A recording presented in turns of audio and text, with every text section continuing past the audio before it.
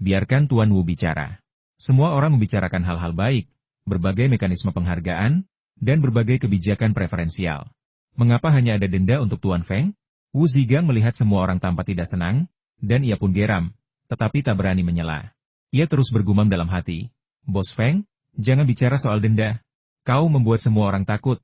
Apa kau benar-benar akan mengizinkan kami mendirikan kantor penjualan? Kami punya tenaga, tapi mana dananya? Ketiga, setiap provinsi akan menetapkan nilai penjualan tahunan minimum berdasarkan kondisi ekonomi dan jumlah penduduknya. Mereka yang gagal memenuhinya juga akan dikenakan denda.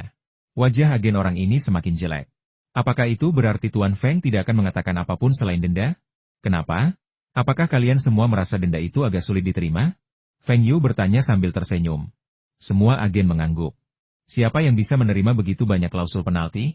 Baiklah, mereka yang tidak bisa menerima bisa pergi, dan mereka yang bertahan bisa melanjutkan diskusi. Sialan, trik itu lagi.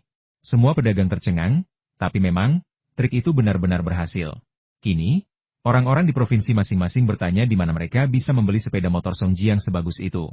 Beberapa bahkan begitu cemas sampai menghubungi pembeli berikutnya dan menunggu barangnya tiba untuk didistribusikan ke kota-kota kecil. Kalau mereka pergi, bukankah semua kerja keras mereka selama ini akan sia-sia? Lagi pula, mereka yakin bisa menghasilkan banyak uang dengan menjadi dealer motor. Bahkan jika mereka hanya menjual 400 unit per bulan, dengan komisi 5%, itu akan menjadi 750 yuan per unit, dan mereka bisa menghasilkan 360.000 yuan setahun. Bahkan jika mereka menjual lebih sedikit unit, komisinya tidak akan kurang dari 500 yuan per unit. Jika mereka menjual lebih banyak unit, komisinya akan lebih tinggi, dan mereka akan menghasilkan lebih banyak uang. Mereka sudah menghitungnya dengan sangat teliti. Bagaimana mungkin mereka mengorbankan bisnis yang begitu menguntungkan? 4.800 unit per provinsi per tahun, mereka yakin itu pasti bisa dicapai. Tidak ada yang mundur. Kalau begitu, mereka yang dari Guangdong, Beijing, Shanghai, dan provinsi serta kota lainnya bisa menemui Tuan Wu untuk melihat kontrak standarnya. Yang dari tempat lain, datang dan diskusikan dengan saya satu persatu secara detail. Feng Yu menegosiasikan kontrak dengan semua agen. Berdasarkan kontrak dengan agen-agen ini, volume penjualan tahunan minimum adalah 84.000 unit, yang masih jauh dari persyaratan Li Mingde. Namun Feng Yu tidak khawatir. Ini hanyalah volume penjualan yang dijamin. Misalnya, Beijing, Shanghai, Sichuan, dan tempat-tempat lain merupakan daerah penjualan sepeda motor yang populer, dan penjualan di daerah-daerah ini seharusnya jauh melebihi volume penjualan yang dijamin. Guangdong, Tiongkok Tenggara, Shandong Timur, Jiangsu, dan Zhejiang juga kemungkinan akan melampaui volume penjualan yang dijamin. Dengan dukungan utama dari perusahaan Taihua di Timur Laut, seharusnya tidak sulit bagi total penjualan untuk melampaui target 50%. Sekalipun gagal, Feng Yu masih punya cara terakhir, memastikan Li Mingde tidak akan punya kesempatan untuk mengejeknya. Soal biaya iklan, Feng Yu tidak pernah merelakan sedikit pun uang yang ia hasilkan. Li Mingde tahu bahwa perusahaan Taihua telah menandatangani kontrak dengan agen-agen tersebut, tetapi dia tidak tahu detail spesifik kontrak tersebut. Feng Yu tidak akan pernah memberitahu Li Mingde tentang hal itu. Jika Li Mingde tahu bahwa keuntungan perusahaan Taihua begitu tinggi, dia pasti akan berusaha sekuat tenaga untuk mengambil kembali hak penjualan, meskipun itu berarti kehilangan sebagian penjualan. Demi mencegah Li Mingde berhasil, Feng Yu sengaja menunjukkan kelemahannya dan berinisiatif menemui Li Mingde untuk menanyakan apakah kedua kontrak yang terkesan seperti perjanjian perjudian itu bisa dirobek. Ia berpikir akan sangat beruntung jika ia bisa menjual 100.000 sepeda motor setahun. Tentu saja Li Mingde tidak mau melakukannya. Belum lagi ini adalah kesempatan besar baginya untuk menyerang Feng Yu, tetapi juga melibatkan jutaan biaya iklan. Jika menang, dia tidak hanya bisa mendidik Feng Yu tentang bagaimana berperilaku dan bertindak, mengkonsolidasikan kekuasaannya di perusahaan mesin, dan mendapatkan kembali suaranya di pabrik sepeda motor, tetapi dia juga bisa mendapatkan kembali dana jutaan dolar dan membuat gebrakan besar di hadapan para pemimpin kota. Mengenai usulan Feng Yu untuk merobek kontrak dan berjanji tidak akan membantahnya di masa mendatang, ia mengabaikannya begitu saja. Selama ia menang taruhan, bagaimana mungkin Feng Yu membantahnya? Li Mingde sedang bersemangat. Dalam rapat-rapat perusahaan mesin, ia berulang kali mengkritik pabrik sepeda motor karena kinerjanya kurang baik, terutama Feng Yu, penjabat direktur pabrik, yang sering tidak berada di pabrik, penjualannya buruk, dan tidak mengurangi biaya. Apa yang dikatakannya membuatnya tampak seolah-olah Feng Yu tidak berguna di pabrik sepeda motor, jadi dia menunggu beberapa waktu untuk menangani Feng Yu dengan benar. Seandainya Hou Haitao tidak abstain, dan para pengusaha Hong Kong secara mengejutkan memilih untuk mendukung Feng Yu, akankah Feng Yu mampu menduduki posisi direktur pabrik cabang sepeda motor? Meskipun mendapat dukungan lebih besar, Li Mingde tetap tidak membiarkan Feng Yu langsung menjadi direktur pabrik. Ia hanya memberinya posisi pelaksana direktur pabrik. Jika ia tidak menunjukkan hasil dalam setahun, ia akan digantikan.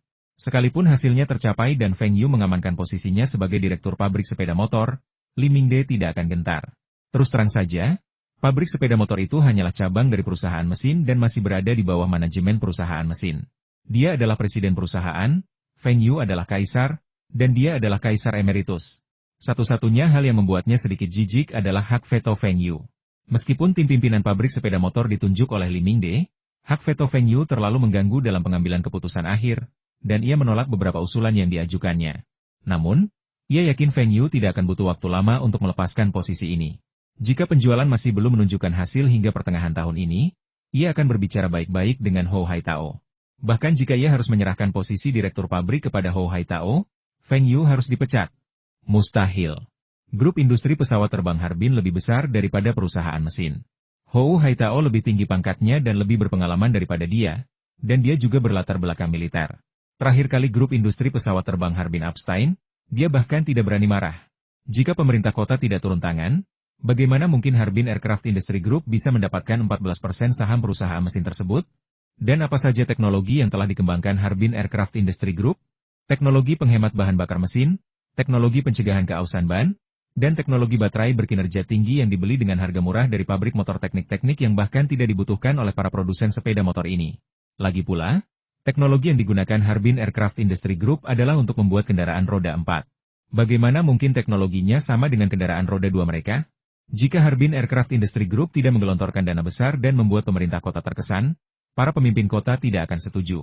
Li Mingde mengira Hou Haitao tertarik dengan keuntungan perusahaan mesin, tetapi dia tidak tahu bahwa ini adalah hasil lobi Feng Yu yang gigih.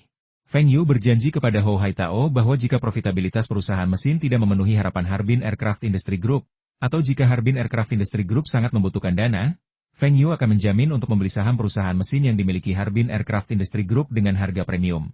Tentu saja, Hou Haitao juga terkesan dengan kabar baik yang disampaikan Feng Yu.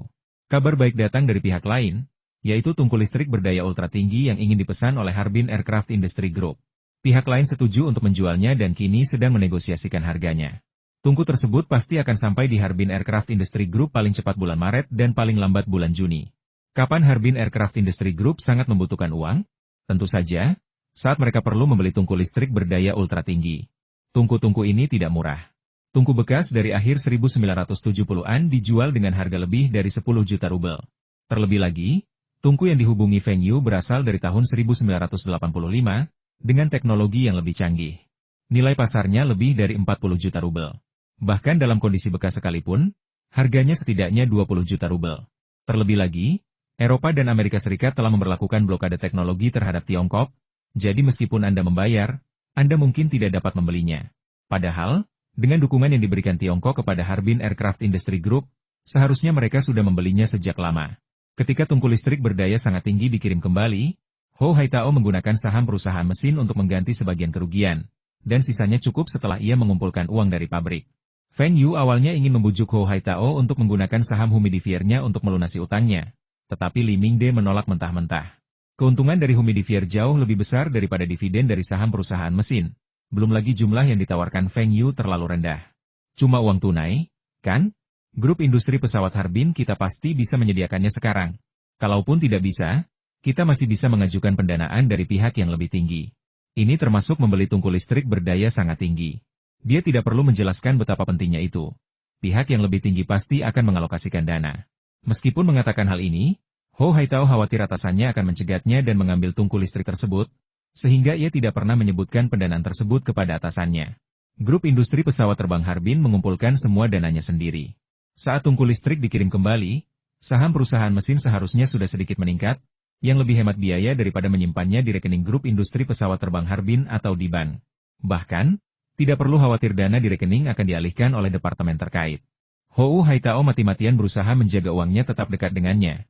Mati-matian ingin membeli peralatan yang selalu diinginkannya. Ide Feng Yu persis seperti yang diinginkannya. Jadi ia langsung setuju dan, memanfaatkan semua koneksinya di Harbin, berhasil mengakuisisi saham di perusahaan mesin tersebut. Semua ini tercapai di bawah kendali Feng Yu yang terselubung. Pemerintah kota merasa puas karena mereka menerima uangnya. Li Mingde merasa puas karena pabrik sepeda motor kini berada di bawah kendali perusahaan mesin. Alih-alih Feng Yu bermitra dengan Harbin Aircraft Industry Group, Dan Ho Haitao juga merasa puas karena, melalui operasi ini, saldo rekening mereka telah berkurang drastis, sehingga tidak perlu lagi membayar cicilan akhir tahun yang signifikan. Hal ini menyisakan lebih banyak dana di rekening. Dan ketika tungku listrik tiba, saham perusahaan mesin dapat dikonversi menjadi uang tunai untuk melunasi utang. Orang yang paling puas adalah Feng Yu. Setelah tungku listrik berdaya ultra tinggi dikirim kembali, pemegang saham terbesar perusahaan mesin ini akan bernama Feng. Tahun baru kecil 1990 pun tiba, dan seperti biasa, perusahaan perdagangan Taihua mengadakan pertemuan terakhirnya sebelum tahun baru. Rapat ini agak mirip dengan rapat tahunan pada generasi-generasi berikutnya. Rapat ini terutama merangkum kinerja tahun sebelumnya, memberikan penghargaan kepada karyawan berprestasi, dan membagikan bonus akhir tahun serta tunjangan lainnya. Wu Zigang dan yang lainnya mendekorasi ruang konferensi dengan dekorasi trendy terkini, seperti pita dan balon, menciptakan suasana meriah. Mereka bahkan menempelkan potongan kertas merah di jendela. Semua orang bersemangat, menantikan bonus akhir tahun yang dijanjikan Feng Yu. Hanya 2 staf keuangan yang bergabung kemudian yang sedikit gugup. Mereka bergabung belakangan, jadi apakah Presiden Feng akan memberi mereka bonus akhir tahun yang sama? Jika itu sepeda motor Jialing kecil, dengan harga 5 atau 6 ribu yuan, mereka mungkin akan mendapatkannya. Tetapi sepeda motor Songjiang ini dijual hampir 20 ribu yuan di pasaran. Namun, Wu Zigang mengatakan bahwa meskipun jumlahnya tidak sama dengan mereka, bonus akhir tahun pasti tidak akan kurang. Dilihat dari pendapatan perusahaan Taihua tahun ini, ditambah kemurahan hati Presiden Feng, bonus akhir tahun kedua staf keuangan itu pasti tidak akan kurang dari 5.000 yuan. Apa arti 5.000 yuan? Meskipun upah rata-rata di Harbin meningkat tahun lalu, bahkan jika naik lebih lanjut, jumlahnya tetap kurang dari 1.500 yuan. Bukan sebulan, tapi setahun. 5.000 yuan lebih banyak dari total gaji yang mereka peroleh di perusahaan sebelumnya selama 3 tahun. Mendengar kata-kata Wu Zigang, keduanya merasa sedikit lebih tenang. Tetapi di saat yang sama, mereka semakin menantikan pertemuan akhir tahun. Saat menyiapkan tempat, mereka berdua lebih aktif daripada yang lain. Rapat dimulai dan Feng Yu masuk dari luar dengan tangan kosong. Semua orang tercengang. Tangan kosong? Bagaimana mungkin dia tangan kosong? Di mana bonus akhir tahun yang dijanjikan? Di mana kunci motornya? Apakah Tuan Feng berubah pikiran? Hah? Kenapa kalian semua tampak tidak bersemangat hari ini? Ini kan rapat akhir tahun. Setelah rapat ini, semua orang akan cuti tahunan mulai besok. Apa kalian tidak senang? Tanya Feng Yu dengan sengaja. Selain guru, perusahaan mana yang menawarkan cuti tahunan lebih panjang daripada Taihua? Cuti tahunan ini berlangsung dari tahun baru kecil hingga hari ke-15 bulan lunar pertama. Dan yang lebih berbeda lagi dari Taihua adalah mereka memiliki 2 hari libur per minggu. Sementara perusahaan lain memiliki 1 hari libur per minggu, Taihua memiliki 2 hari libur. Jika Anda perlu lembur, Anda akan dibayar 2 kali lipat dari upah lembur. Perusahaan mana yang bisa melakukan ini? Di pabrik, jika bos mengizinkan Anda lembur, itu berarti dia sangat menghargai Anda. Anda tidak hanya harus bekerja lembur secara gratis, tetapi Anda juga tidak boleh mengeluh. Ketika Wu Zigang dan rekan-rekannya menceritakan hal ini kepada orang lain di komunitas pabrik motor, mereka merasa iri. Banyak pekerja tidak yakin dan pergi ke serikat pekerja pabrik motor untuk menuntut upah ganda untuk kerja lembur dan agar kelas pekerja tidak dieksploitasi. Hal ini membuat Li Xiao pusing. Pabrik motor mereka membayar upah lembur untuk semua kerja lembur, dihitung berdasarkan jam kerja, sama seperti upah reguler. Hal ini sudah menjadi tren di kota, provinsi, bahkan negara. Upah lembur ganda belum pernah terjadi sebelumnya. Li Xiao yang murka menemukan Feng Yu, yakin bahwa Feng Yu lah yang telah menyebabkannya berada dalam posisi pasif seperti itu. Feng Yu tidak pernah menyangka bahwa hanya karena ia ingin bersikap baik kepada rakyatnya sendiri, ia justru akan membawa sial bagi Li Xiao. Akhirnya, Feng Yu punya ide untuk Li Xiao. Meskipun gaji di pabrik motor sudah lebih tinggi daripada gaji di seluruh kota dan provinsi, dan tunjangannya lumayan, masih sedikit tertinggal dari pendapatan pabrik motor. Akan lebih baik melapor ke kota dan mendapatkan gaji sebulan lebih sebagai imbalan. Setelah Li Xiao terus membujuk, pemerintah kota akhirnya menyetujui rencananya dan memberi mereka tambahan gaji 1 bulan. Para karyawan pabrik motor tidak lagi berkata apa-apa, melainkan berterima kasih kepada Li Xiao atas pembelaan mereka. Reputasi Li Xiao di pabrik motor pun semakin menanjak, sebuah kejutan yang tak terduga. Namun, setelah hari ini, Li Xiao mungkin akan sakit kepala lagi. Feng Yu memutuskan untuk segera bersembunyi setelah rapat dan tidak pernah menjawab panggilan Li Xiao. Setelah Feng Yu selesai berbicara, tidak ada yang berbicara. Wu Zigang memecah keheningan Bos Feng. Tentu saja kami senang libur. Kami semua kelelahan beberapa hari terakhir ini. Tidak salah jika dikatakan mereka sudah kehabisan tenaga. Bukan hanya sepeda motor dan pelembab udara yang dijual oleh perusahaan Taihua, tetapi juga produk-produknya yang dikirim ke Uni Soviet. Khususnya, hak ekspor pelembab udara Eropa Timur telah diambil kembali oleh Feng Yu. sehingga perusahaan Taihua memiliki lebih banyak pekerjaan yang harus dilakukan. Biasanya baik-baik saja, tetapi perusahaan Taihua akan segera berlibur, jadi mau tidak mau akan ada lebih banyak pekerjaan yang harus dilakukan sebelum tahun baru menghubungi untuk pembelian, memeriksa barang, menghubungi untuk pengiriman, menagih pembayaran, dan membayar tagihan. Semua orang di perusahaan sangat sibuk beberapa hari terakhir ini, dengan sedikit waktu luang. Namun, luar biasanya, tidak ada yang mengeluh. Bukan hanya karena gaji di Taihua yang tinggi, tetapi juga karena janji Feng Yu akan bonus akhir tahun yang melimpah. Semua orang memang telah bekerja keras beberapa hari terakhir ini, tetapi saya tidak akan pernah memperlakukan Anda dengan tidak adil. Saya sudah mengatakan bahwa gaji karyawan perusahaan kami akan meningkat setiap tahun, memastikannya lebih tinggi dari rata-rata nasional dan selalu menjadi yang terdepan. Tahun ini pun tidak akan berbeda. Mulai bulan depan, gaji semua orang akan naik 10%, termasuk 3 orang yang mendapatkan kenaikan 15%. Mereka sangat luar biasa dalam menjual mesin dan teknologi Soviet. Setelah Feng Yu selesai berbicara, semua orang bertepuk tangan dengan antusias. Kenaikan gaji selalu menjadi hal yang menggembirakan. Setelah jeda tepuk tangan, Feng Yu melanjutkan, tahun lalu, perusahaan kami berkinerja sangat baik sepanjang tahun. Keuntungan ekspor kami ke Uni Soviet mencapai 3,67 juta rubel, dan keuntungan impor kami bahkan lebih tinggi, hampir 14 juta rubel. Ini terutama karena mesin dan teknologi. Tentu saja, sebagian besar investasi ini dilakukan di perusahaan mesin. Keuntungan kipas angin listrik merek Feng Yu telah menurun secara signifikan, sekarang hanya sedikit lebih tinggi daripada kulkas kami, yang merupakan faktor utama dalam kebangkitan perusahaan kami 2 tahun lalu. Tapi jangan khawatir. Produk kipas angin listrik baru sedang dalam pengembangan dan sudah menunjukkan beberapa kemajuan. Kami berharap produk-produk tersebut akan siap paling lambat dalam 3 bulan. Ini akan menjadi sumber keuntungan baru bagi perusahaan kami.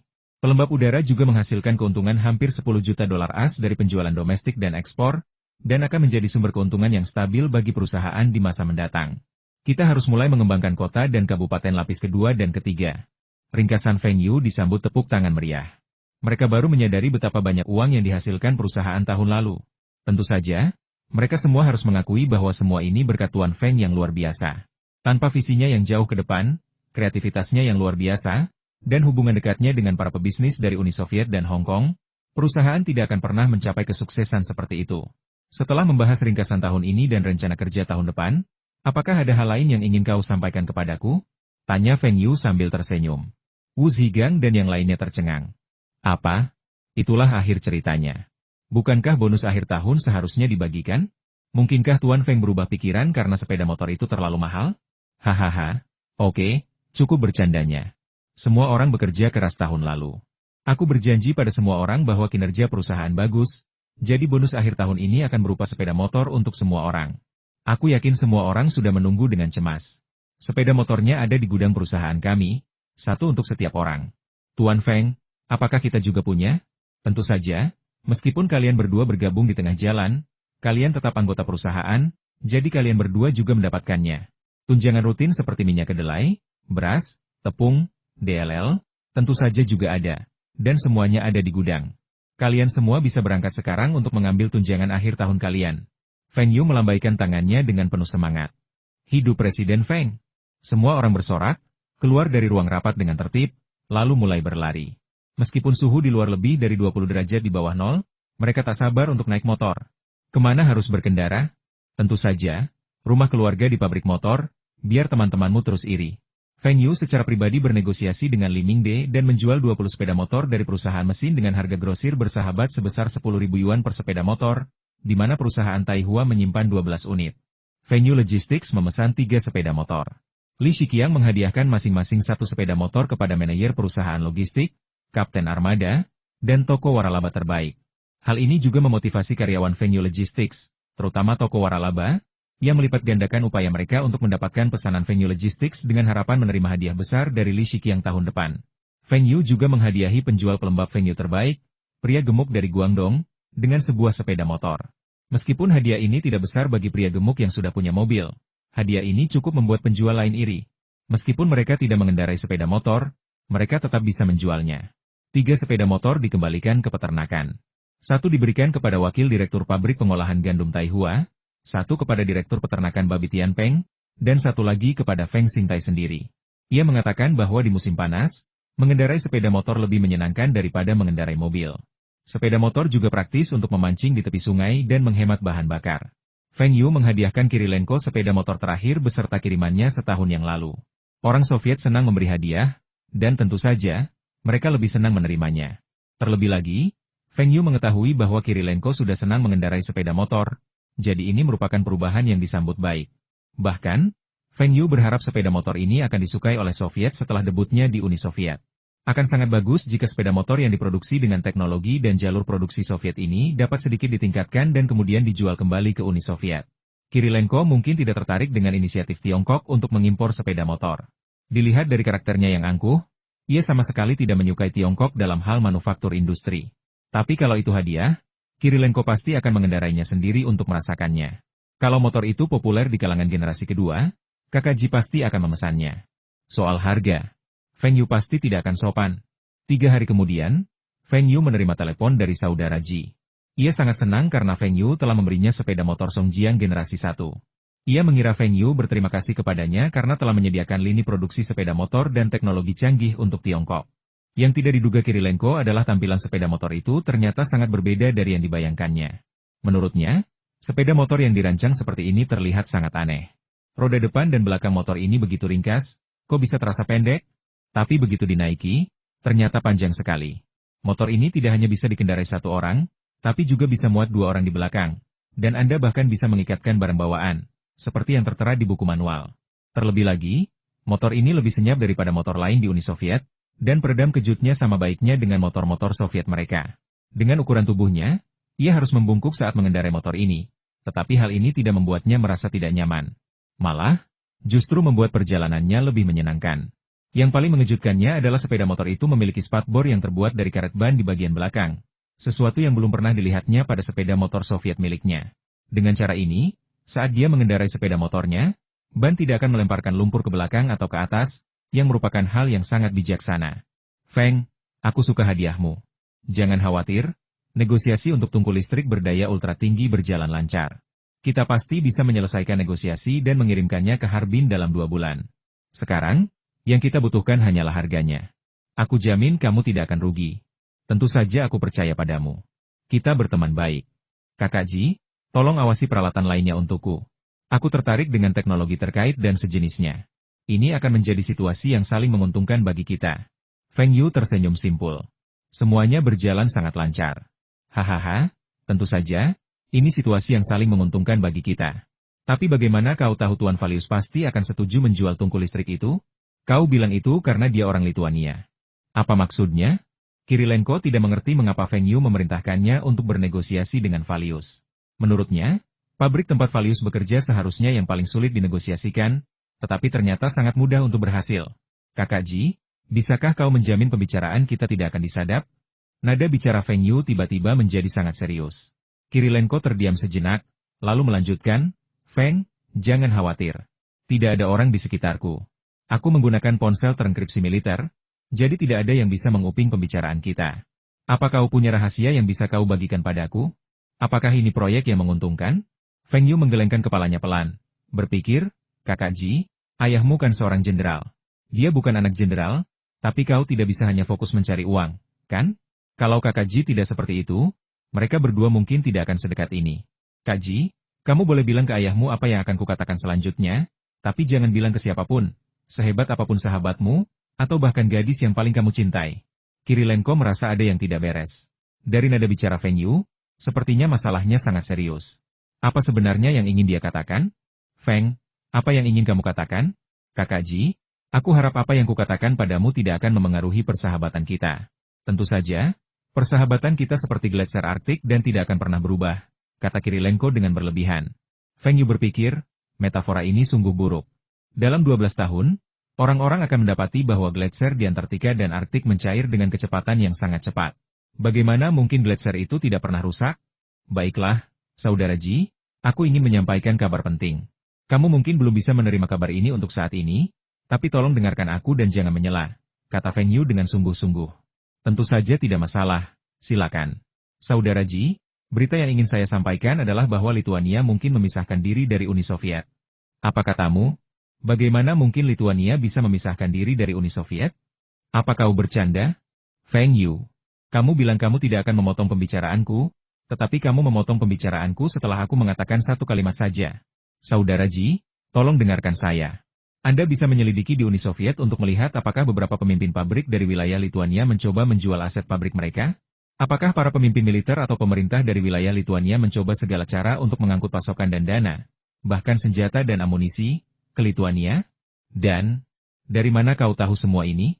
Kirilenko tak kuasa menahan diri untuk bertanya setelah hening sejenak. Ia masih tidak setuju. Lituania begitu kecil. Jika berani mendeklarasikan kemerdekaan, militer akan mampu melenyapkan pemerintahan boneka dalam hitungan jam. Tapi yang ingin ia ketahui lebih lanjut adalah bagaimana Feng Yu bisa sampai pada kesimpulan sekonyol itu. Kak Ji, bagaimana aku tahu ini sama sekali tidak penting. Yang penting, berita yang kusampaikan ini sangat penting bagimu, ayahmu, kakakmu, dan keluargamu. Ini juga penting bagi ayahku dan yang lainnya. Apa maksudmu? Karena ini adalah kesempatan bagus bagi ayahmu untuk naik tahta. Apa katamu? Ayahku? Naik tahta? Suara Kirilenko berubah. Ia sangat terkenal di kalangan generasi kedua di Uni Soviet, tetapi itu karena ia kaya, memiliki koneksi, dan bisa mendapatkan banyak produk Tiongkok. Namun, dibandingkan dengan generasi kedua di Kiev, masih terdapat kesenjangan yang besar. Ia hanya bisa dianggap sebagai kelas 2 di kalangan generasi kedua. Apa alasannya? Karena ayahnya hanya seorang mayor jenderal. Seandainya ayahnya seorang letnan jenderal, atau bahkan jenderal atau marshal, statusnya di lingkaran generasi kedua pasti akan meningkat tajam. Namun, ayahnya bukanlah tokoh inti di militer dan hanya bertanggung jawab atas logistik. Ia hanya bisa berfantasi tentang hal-hal ini, tetapi tidak pernah berharap semuanya menjadi kenyataan. Tapi sekarang Feng Yu benar-benar memberitahunya bahwa ini adalah kesempatan bagus bagi ayahnya untuk naik tahta. Apakah sesuatu yang besar akan terjadi? Benar sekali, Saudara Ji, jangan terlalu bersemangat. Lituania pasti akan mendeklarasikan kemerdekaan dari Uni Soviet dalam 2 bulan ke depan. Aku jamin itu. Kau bisa bertanya pada ayahmu dan dia akan tahu apa yang kukatakan itu benar. Ada juga bukti penting lainnya, Jerman Timur dan Barat akan segera bersatu. Apa? Bercanda. Mereka 2 negara. Bagaimana bisa mereka bersatu semudah itu? Kirilenko merasa Feng Yu semakin berlebihan. Pertama, ada rumor pemisahan diri Lituania dari Uni Soviet, lalu rumor penggabungan Jerman Timur dan Jerman Barat. Sungguh tak masuk akal. Mengingat kekuatan militer Uni Soviet, yang merupakan salah satu yang terkuat di dunia, akankah ia membiarkan Lituania merdeka? Akankah ia membiarkan Jerman Timur kembali ke pelukan Jerman Barat? Saudara Ji, kau terlalu bersemangat, kata Feng Yu dengan tenang, coba pikirkan baik-baik. Perekonomian Jerman Timur sangat buruk, bahkan penduduknya tidak bisa mendapatkan cukup makanan dan pakaian. Jerman Barat selalu memberikan bantuan ekonomi kepada Jerman Timur, dan kedua negara ini pada dasarnya adalah satu negara, satu bangsa. Bukankah rakyat Jerman Timur ingin hidup makmur seperti orang Jerman Barat? Feng Yu berpikir dalam hati bahwa itu karena Uni Soviet terlalu kejam. Mereka mengeksploitasi Jerman Timur secara membabi buta, membawa industri dan bakat Jerman Timur ke bawah Uni Soviet, dan mengabaikan permintaan bantuan Jerman Timur. Hal itu hampir seperti semikolonisasi. Jika Jerman Timur mempunyai cara yang sama seperti keluarga Kim di Korea Utara, yakni dapat membuat semua orang menjadi bodoh dan memuja mereka secara membabi buta, dan juga dapat melakukan pemerasan internasional serta memperoleh bantuan cuma-cuma dari negara tetangga dan negara lainnya, maka kedua Jerman itu mungkin tidak akan dapat bersatu dan menyatu. Sayangnya, tidak ada keluarga seperti itu di Jerman Timur, dan Uni Soviet tidak peduli. Apakah orang-orang dari kelompok etnis yang sama harus menjalani 2 kehidupan yang berbeda? Terutama ketika kesenjangan antara kedua kehidupan itu semakin lebar, orang Jerman Timur umumnya bahkan tidak mampu makan. Kirilenko terdiam, merenungkan perkataan Feng Yu. Sepertinya perkataan Feng Yu masuk akal. Mereka berasal dari suku yang sama dan berasal dari negara yang sama. Bukan tidak mungkin bagi mereka untuk bersatu kembali setelah terpisah. Saudara Ji, coba pikirkan lagi. Pada bulan April dan Mei tahun lalu, sejumlah besar warga Jerman Timur melarikan diri ke Jerman Barat.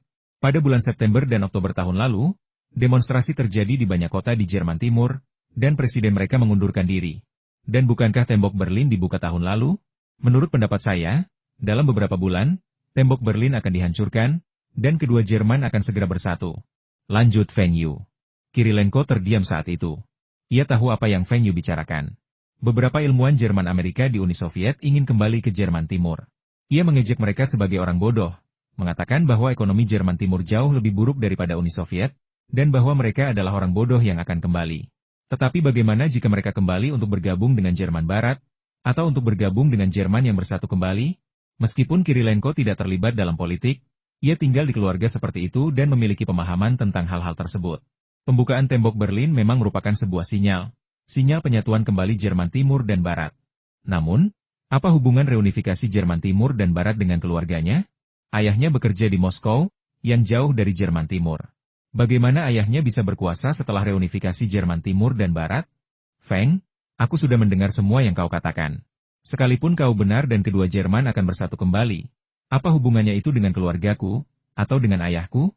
Sebuah pikiran mengerikan terlintas di benak Kirilenko, apakah Uni Soviet berencana menggunakan kekuatan militer terhadap Jerman Timur untuk mencegah penyatuan kembali kedua Jerman?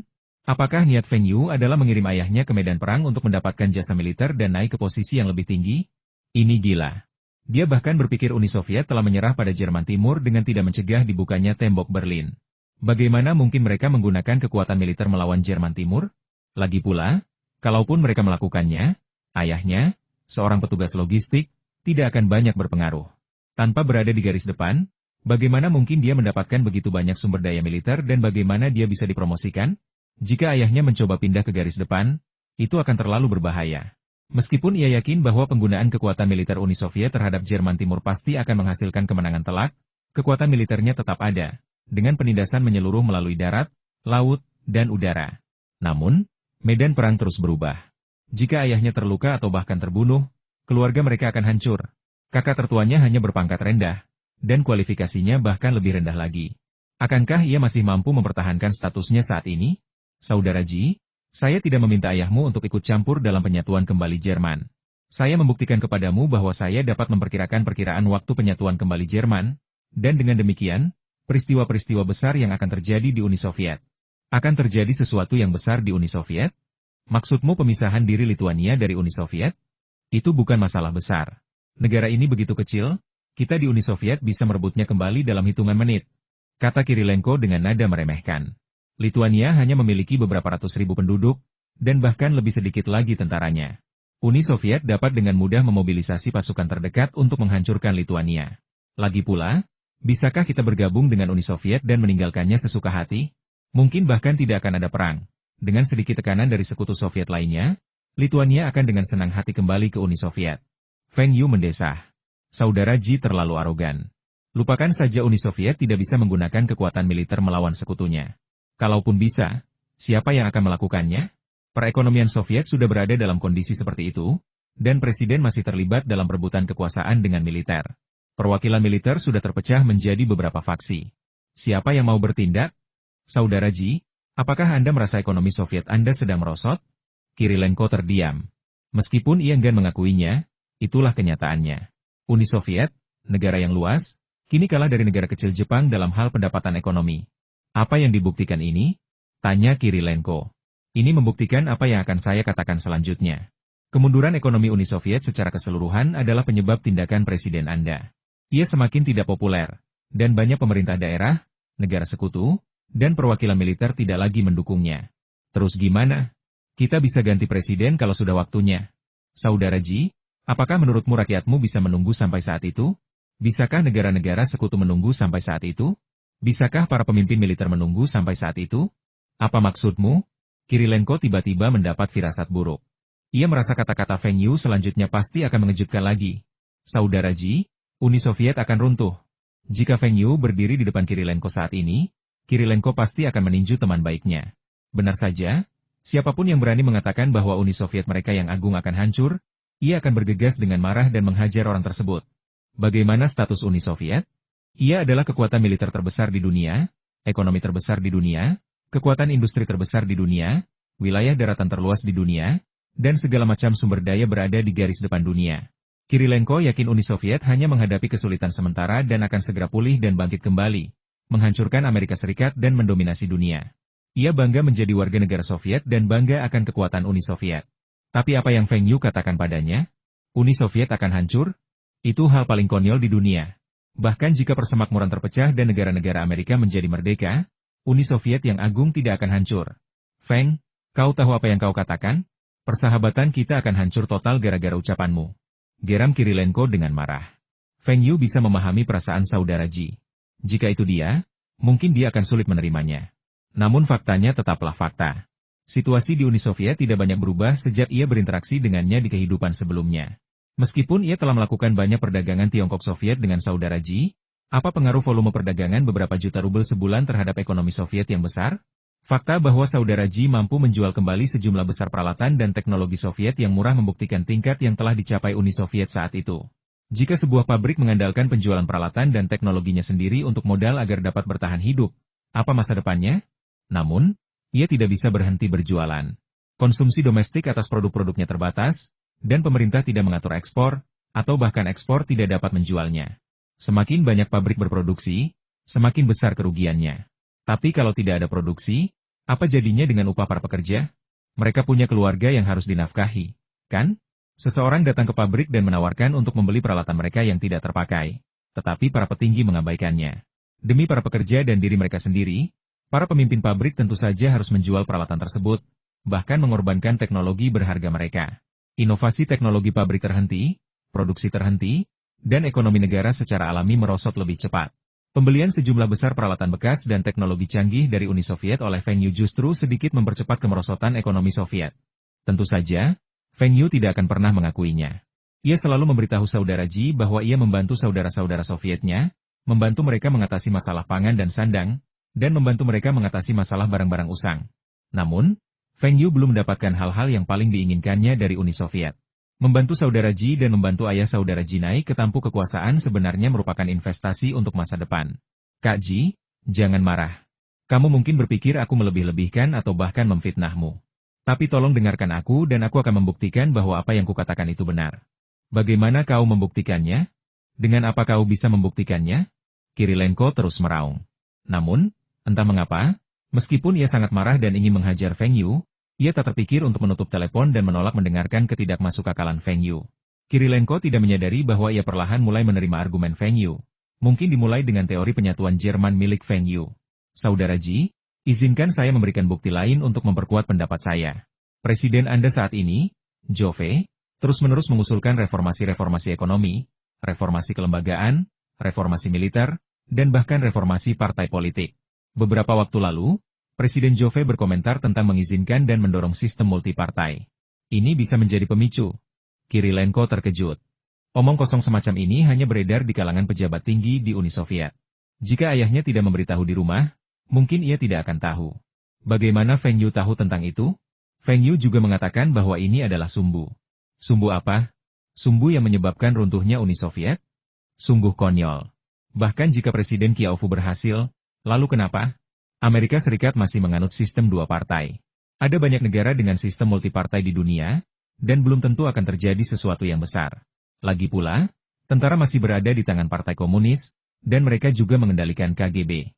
Apa yang bisa terjadi? Jika Feng Yu menyimpulkan bahwa Uni Soviet akan hancur hanya karena ini, Kirilenko pasti akan sulit menerimanya dan sama sekali tidak mempercayainya. Feng, bukti macam apa ini? Tanya Kirilenko dengan nada meremehkan. Ia benar-benar ingin mendengar hal mengejutkan apalagi yang akan dikatakan Feng Yu. Baiklah, saudara Ji, saya senang Anda mendengarkan saya. Tahukah Anda sisi buruk reformasi ini? Terlalu radikal. Jika dia memilih reformasi yang lebih lambat, saya tidak akan mengatakan ini. Reformasi ekonomi telah terbukti gagal, dan sekarang dia beralih ke reformasi politik. Apakah Anda pikir metodenya akan berhasil? Hanya ada satu hasil kekuatan oposisi akan berkembang pesat. Untuk mendapatkan lebih banyak kekuatan militer, mereka bahkan akan meninggalkan pembangunan ekonomi dan berfokus pada pembangunan militer, dengan harapan dapat membuat tentara yang mereka kendalikan semakin efektif. Kirilenko tercengang. Sepertinya memang begitu. Sementara Uni Soviet jelas-jelas mempromosikan reformasi ekonomi untuk meningkatkan standar hidup rakyat, pengeluaran militer terus berlanjut tanpa henti, yang menyebabkan kemerosotan ekonomi yang lebih cepat. Benarkah seperti yang dikatakan Feng Yu, bahwa ini semua disebabkan oleh kegagalan reformasi Presiden Kiaofu? Kali ini, tanpa mendengar interupsi saudara Ji, Feng Yu melanjutkan, Saudara Ji, pikirkanlah. Jika kau berada di posisiku dan memiliki kesempatan untuk mendapatkan kekuatan yang lebih besar, tepat di depan matamu, apakah kau akan melepaskannya? Tidak ada yang akan menyerah, kan? Lalu, jika semua orang berlomba-lomba mendapatkannya, apa hasilnya? Perang saudara. Dua kata menakutkan ini muncul di benak Kirilenko. Tangannya gemetar saat memegang telepon. Mustahil. Bagaimana mungkin perang saudara pecah di Uni Soviet? Ini benar-benar mustahil. Kak Ji, kalau kau masih belum percaya, izinkan aku bercerita tentang seseorang yang kau kenal. Kau pasti pernah mendengar tentang orang ini, dan dia pantas mendapatkan dukungan penuh dari ayahmu dan seluruh keluargamu. Mengikuti jejaknya dengan saksama adalah kesempatan ayahmu untuk naik ke tampuk kekuasaan, dan kesempatan keluargamu untuk meningkatkan statusnya. Siapa? Seru Kirilenko. Ia menyesal bertanya tepat setelah selesai. Bukankah ini membuktikan bahwa ia percaya pada kata-kata Feng Yu, bahwa Uni Soviet akan hancur? Tuan Yelichin adalah perwakilan tertinggi Anda saat ini di Dewan Kebangsaan Uni Soviet. Beliau diberhentikan dari jabatannya oleh Presiden Jove, tetapi terpilih kembali. Ini adalah kegagalan Presiden Jove. Terlebih lagi, Tuan Yelichin akan segera menjadi ketua Uni Soviet. Ini akan segera dibuktikan. Yelichin? Kirilenko tentu tahu tentangnya. Ia baru saja diberhentikan dari jabatannya sebagai sekretaris Partai Moskow oleh Presiden Joseph beberapa tahun lalu karena mengkritik kepemimpinan dan kegagalan reformasi. Kemudian, ia diberhentikan dari hampir semua jabatannya. Namun, ia kembali berkuasa dalam pemilihan Kongres Rakyat Nasional pertama tahun lalu. Namun, secara umum diyakini bahwa Presiden Jove akan berurusan dengannya dan Yelichin akan segera lengser dari jabatannya. Bagaimana Feng Yu tahu semua ini di Tiongkok? Dan apa yang Feng Yu katakan tentang Yelichin yang menjadi ketua Uni Soviet? Akankah Presiden Kiaofu setuju? Kak Ji, semua yang kukatakan padamu akan segera terbukti. Kau boleh memberitahu ayahmu, tapi jangan beritahu siapapun. Ini kesempatan bagi ayahmu, dan bahkan keluargamu, untuk bangkit. Setelah menutup telepon, Feng Yu tersenyum. Sejarah akan segera terungkap satu persatu. Tibalah saatnya Feng Yu melancarkan penyisiran di Uni Soviet. Feng Yu kembali ke pertanian pada siang hari di malam tahun baru, ditemani oleh truk besar dari Feng Yu Logistics, yang membawa muatan barang-barang tahun baru. Setelah menurunkan muatan truk, Feng Yu memberikan angpau besar berisi 50 yuan kepada sopir, dan sopir pun pulang dengan gembira untuk merayakan tahun baru. Feng Xingtai khawatir memikirkan berapa banyak uang yang akan dihabiskan anak yang hilang ini untuk semua barang tahun baru. Namun, setelah mengetahui bahwa putri dan menantunya juga memiliki tanda cinta, Feng Xingtai langsung merasa jauh lebih bahagia. Ia juga mengatakan bahwa Feng Danying sedang hamil, dan ia berencana untuk membawa keluarganya ke Harbin untuk mengunjungi mertuanya pada hari ketiga tahun baru Imlek dan omong-omong melihat putrinya yang sedang hamil. Tahun ini, jumlah orang yang merayakan tahun baru Imlek lebih sedikit, tetapi tradisi keluarga Feng tetap sama. 8 hidangan daging dan 2 hidangan vegetarian disiapkan dalam 1 jam. Namun, pangsit tahun ini berisi sayuran vegetarian berupa daun bawang dan telur. Daging murni terlalu berminyak dan saya tidak menyukainya. Jadi, rumah tidak pernah kekurangan daging sepanjang tahun. Ketika Feng Yu pertama kali terlahir kembali, meskipun keluarganya tidak terlalu miskin, masih sulit untuk mendapatkan makanan yang layak. Seringkali, bahkan jika punya uang, daging tidak bisa dibeli. Meskipun para petani tidak peduli dengan kupon daging dan cukup membayarnya, babi jarang disembelih di musim panas. Situasinya jauh lebih baik sekarang. Peternakan babi Tianpeng menjual sejumlah babi hidup setiap bulan, yang tidak hanya memasok peternakan dan daerah sekitarnya, tetapi juga telah mengukuhkan namanya di kota. Saat ini, peternakan ini merupakan pemasok daging babi terbesar di Harbin. Kata orang, daging babi dari peternakan babi Tianpeng rasanya enak, empuk, dan dijamin segar, tanpa ada daging babi yang sakit atau mati. Entah kapan ini dimulai, tapi warga Harbin yang membeli daging babi di pasar pasti selalu bertanya apakah ini daging babi dari peternakan babi Tianpeng? Tanpa disadari, setelah lebih dari setahun pengembangan, merek babi Tianpeng secara bertahap menjadi terkenal di Harbin, dan pedagang daging babi dari beberapa daerah dan kota di utara juga datang untuk membelinya, kabarnya untuk dimakan oleh para pemimpin. Feng Xingtai sangat bangga karena daging babinya sendiri bisa disajikan di meja sang pemimpin. Ia sama sekali lupa bahwa ia sangat menentang pembelian peternakan babi ini oleh Feng Yu, apalagi perluasan skala usaha dan penggunaan peralatan modern yang sembrono oleh Feng Yu. Pada hari tahun baru, sebuah stasiun TV provinsi, yang dipimpin oleh Profesor Su, memberikan wawancara eksklusif kepada peternakan babi Tianpeng. Acara yang berlangsung selama 1,5 jam, dengan lebih dari 1 jam direkam di peternakan tersebut, paling menarik perhatian, bukan pada peralatan peternakan modern yang dimiliki peternakan tersebut, melainkan pada bait-bait ubin yang mengapit gerbang peternakan. Babi ingin gemuk, dan orang-orang ingin terkenal telah menjadi slogan bagi banyak orang di Longjiang. Sebagai seorang profesor di Universitas Pertanian, Profesor Su tentu saja memiliki koneksi. Rencananya untuk peternakan babi modern awalnya diabaikan. Bahkan para pakar lain di universitas tersebut menganggapnya hanya sekadar latihan teoretis untuk mencari ketenaran. Terus terang, para profesor lain tidak mendukungnya karena proyeknya membutuhkan investasi yang terlalu besar. Universitas hanya memiliki sedikit dana penelitian per tahun, terutama untuk pertanian dan peternakan, yang jauh lebih sedikit daripada untuk industri. Profesor Su ingin membangun peternakan babi modern, yang akan menelan biaya setidaknya 1 juta yuan.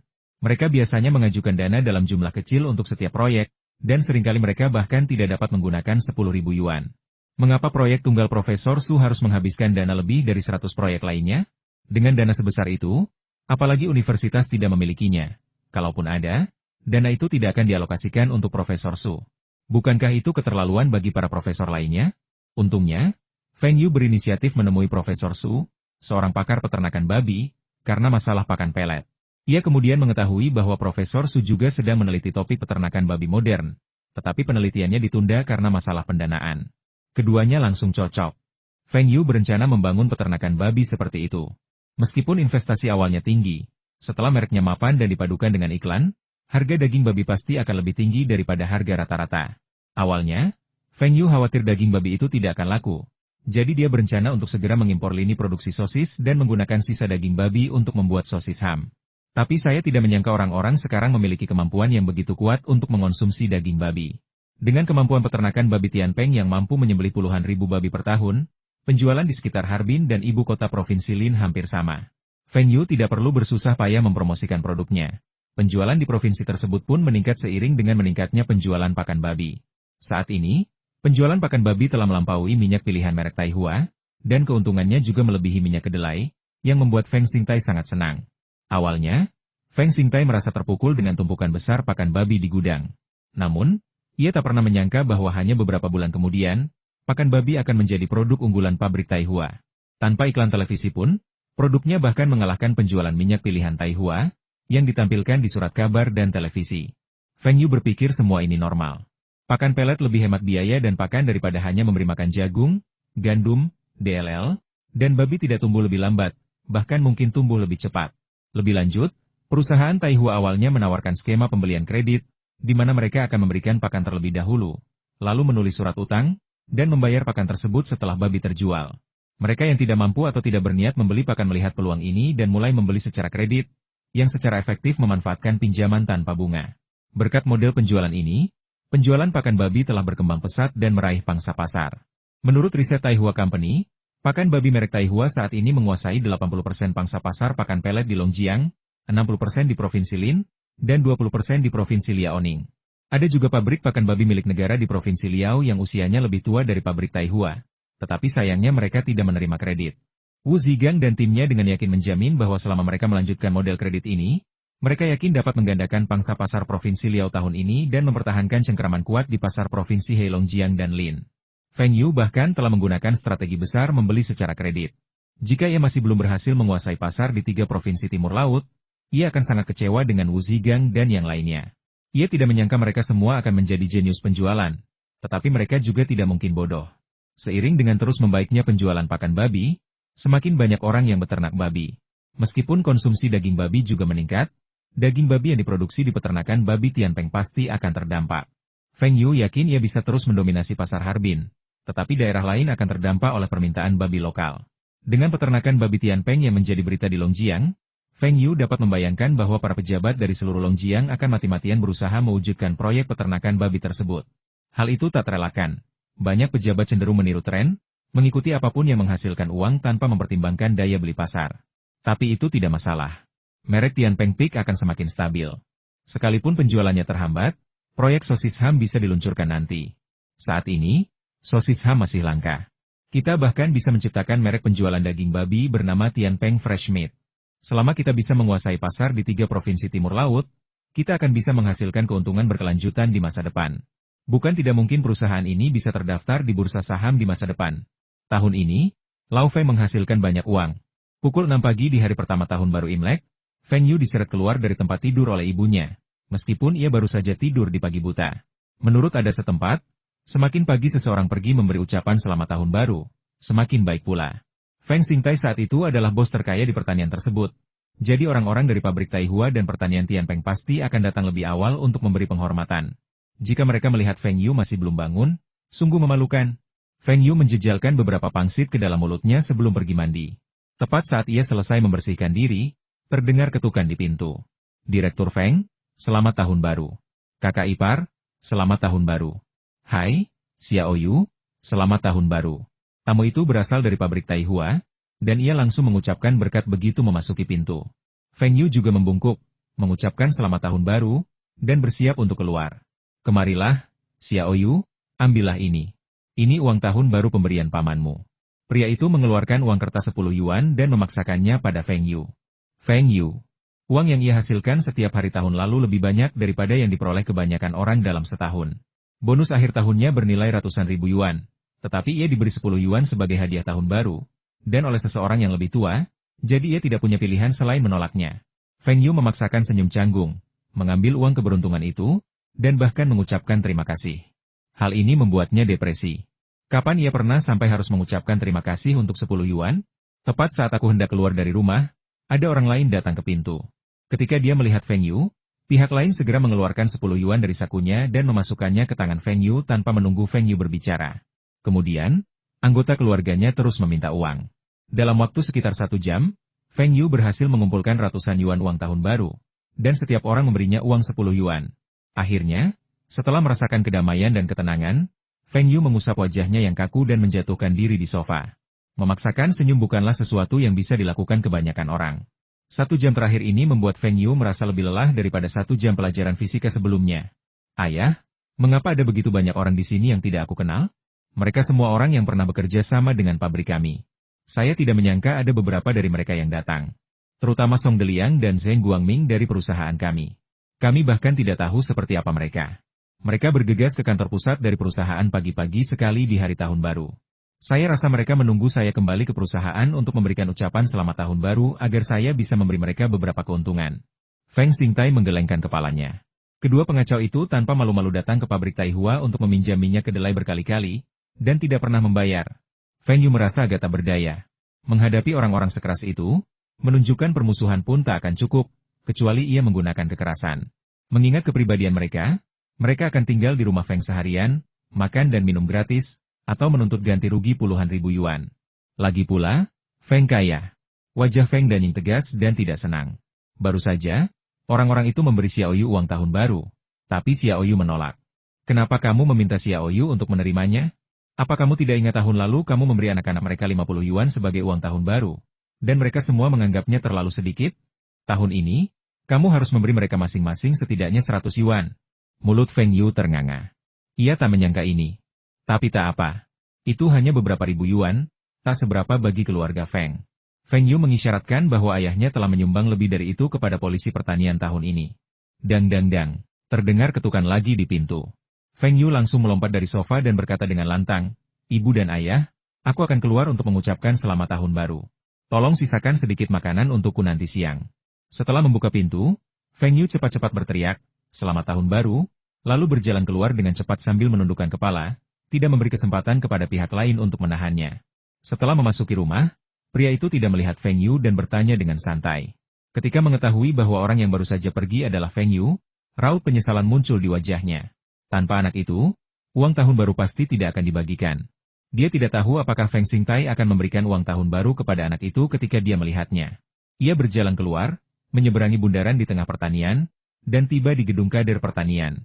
Feng Yu berjalan ke rumah Wen Dongjun dengan akrab dan mengetuk pintu. Ibu Wen Dongjun lah yang membukakan pintu. Feng Yu tersenyum dan menangkupkan tangannya, berkata, "Bibi, selamat tahun baru. Selamat tahun baru, selamat tahun baru. Xiaoyu sudah datang, masuk dan duduklah." Ibu Wen Dongjun sangat senang melihat Feng Yu. Anak ini memiliki masa depan yang cerah. Feng tua memang beruntung, tapi putranya juga tidak buruk. Begitu masuk, ia melihat beberapa orang duduk di sofa. Mereka semua tampak seperti pegawai pertanian, dan tentu saja, bawahan Wen Deguang. Wen Dongjun meringkuk lesu di sudut sofa. Ketika melihat Feng Yu, ia berdiri, akhirnya bebas. Melihat ada tamu yang datang, para tamu sebelumnya berpamitan dan pergi. Ibu Wen Dongjun membuang gelas-gelas kertas ke tempat sampah dapur yang sudah penuh dengan gelas-gelas kertas. "Suami saya sudah jadi bos, kekuasaannya semakin besar, dan penghasilannya mungkin tidak banyak, tetapi pekerjaannya semakin sibuk.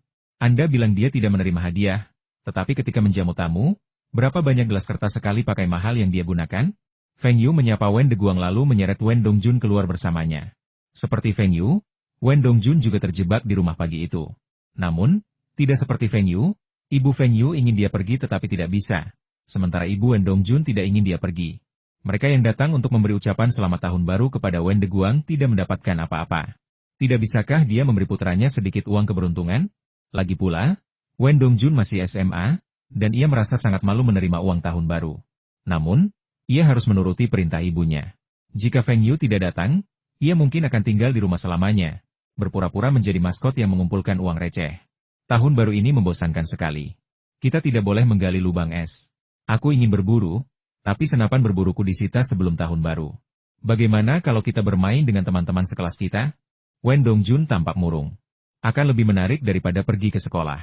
Kedua bersaudara itu pergi mencari Liu Kun bersama-sama. Lina pergi ke kampung halamannya bersama keluarganya untuk merayakan tahun baru dan baru akan kembali pada hari kelima tahun baru. Ketika mereka tiba di rumah Liu Kun, ketiganya masih merasa bosan. Jadi Wen Dongjun menyarankan untuk mencari teman sekelas lain sehingga mereka berempat bisa bermain zazuang.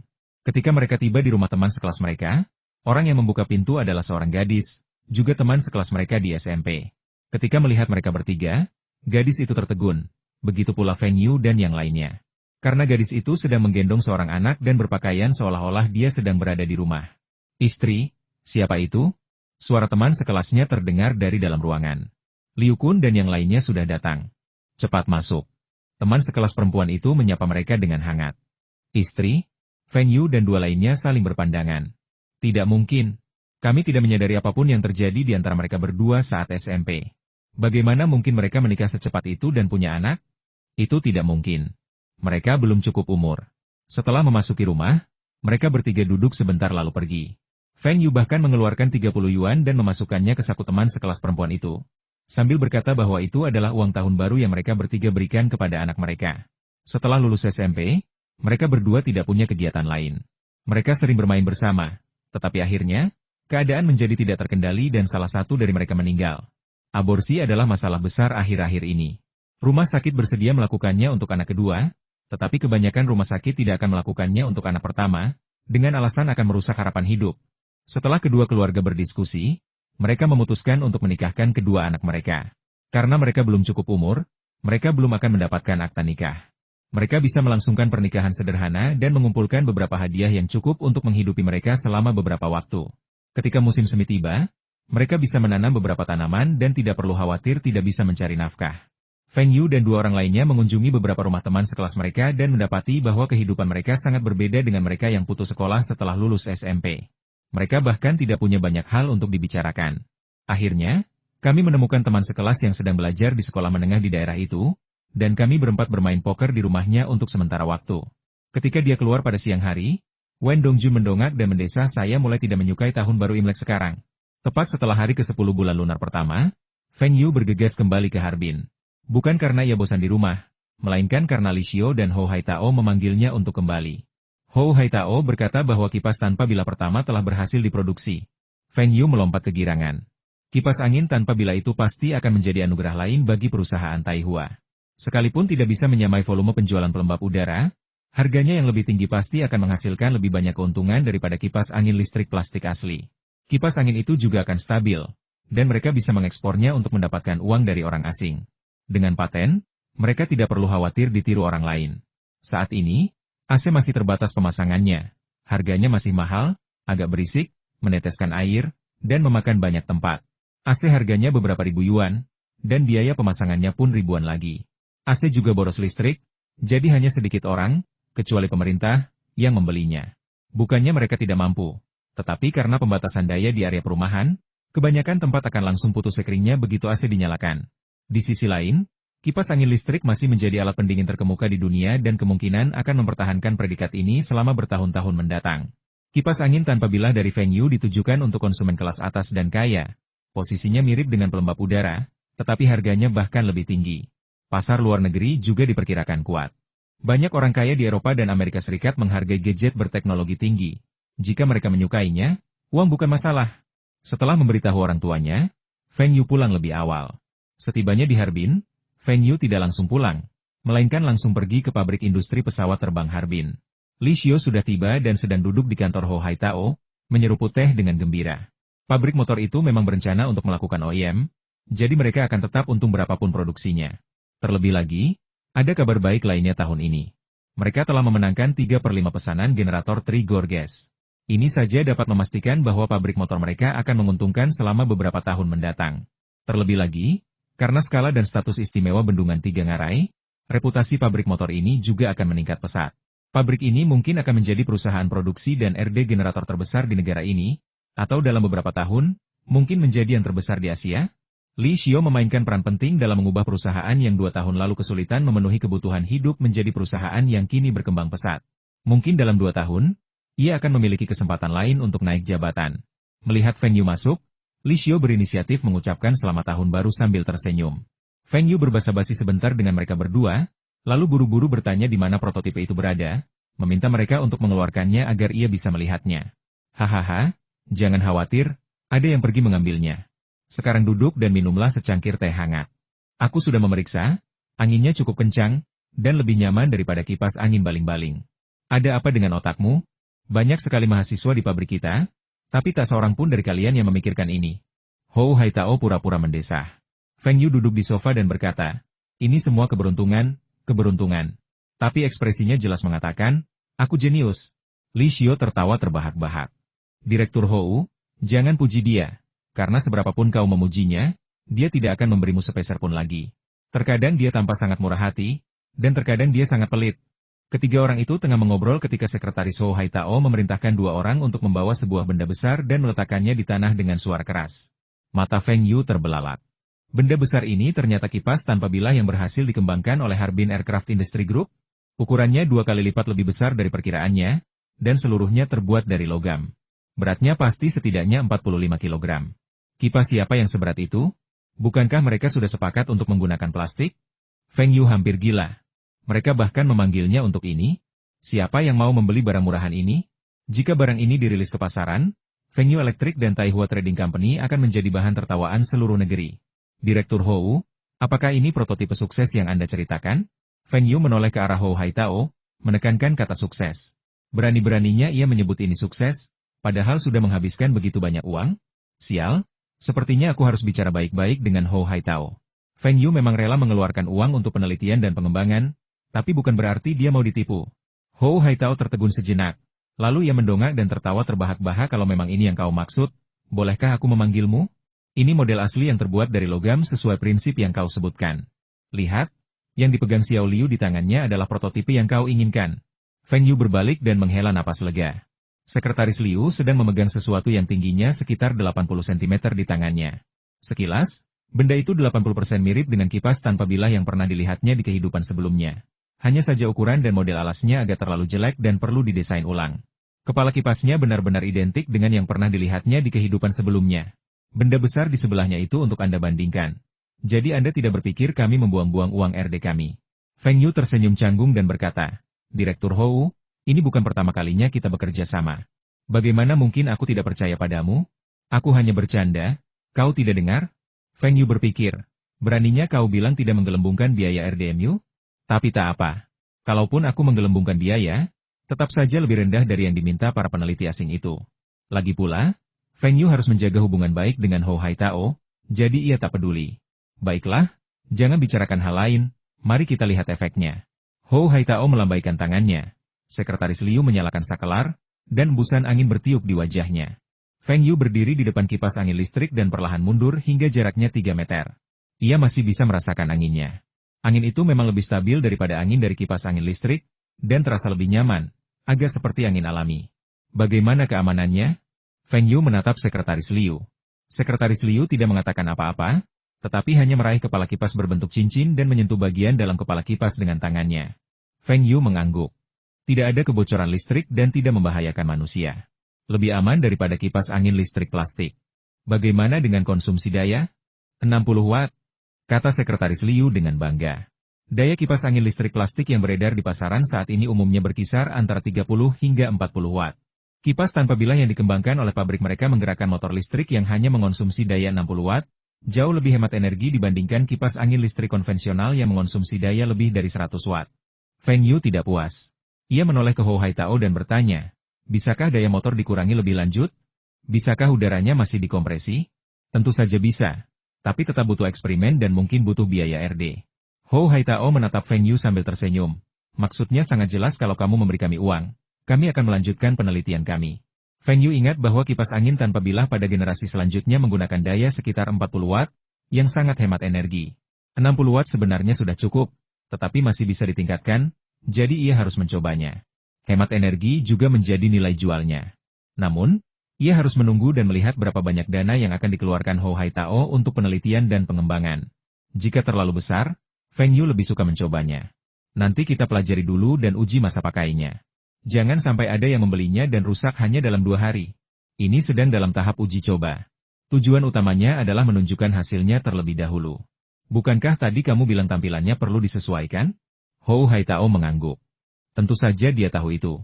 Jika produk cacat dikembangkan dan diluncurkan ke pasar, Harbin Aircraft Industry Group Corporation, yang bertanggung jawab atas penelitian dan pengembangan, akan bertanggung jawab penuh sesuai kontrak, dan kompensasinya pun tidak sedikit. Baiklah, saya akan meminta seseorang untuk merancang desain eksteriornya, dan Anda bisa melanjutkan eksperimennya. Setelah desain eksteriornya rampung, kita akan segera mengajukan paten. Setelah eksperimennya selesai, kita bisa mulai produksi agar penjualannya tidak tertunda musim panas ini. Melihat kinerja prototipe yang baik ini, Feng Yu merasa senang. Ia telah menyerahkan desain kipas tanpa bilah kepada Liu Mai. Sudut kepala kipas tetap, dan ukurannya tidak dapat disesuaikan. Desain utamanya adalah alas dan warnanya.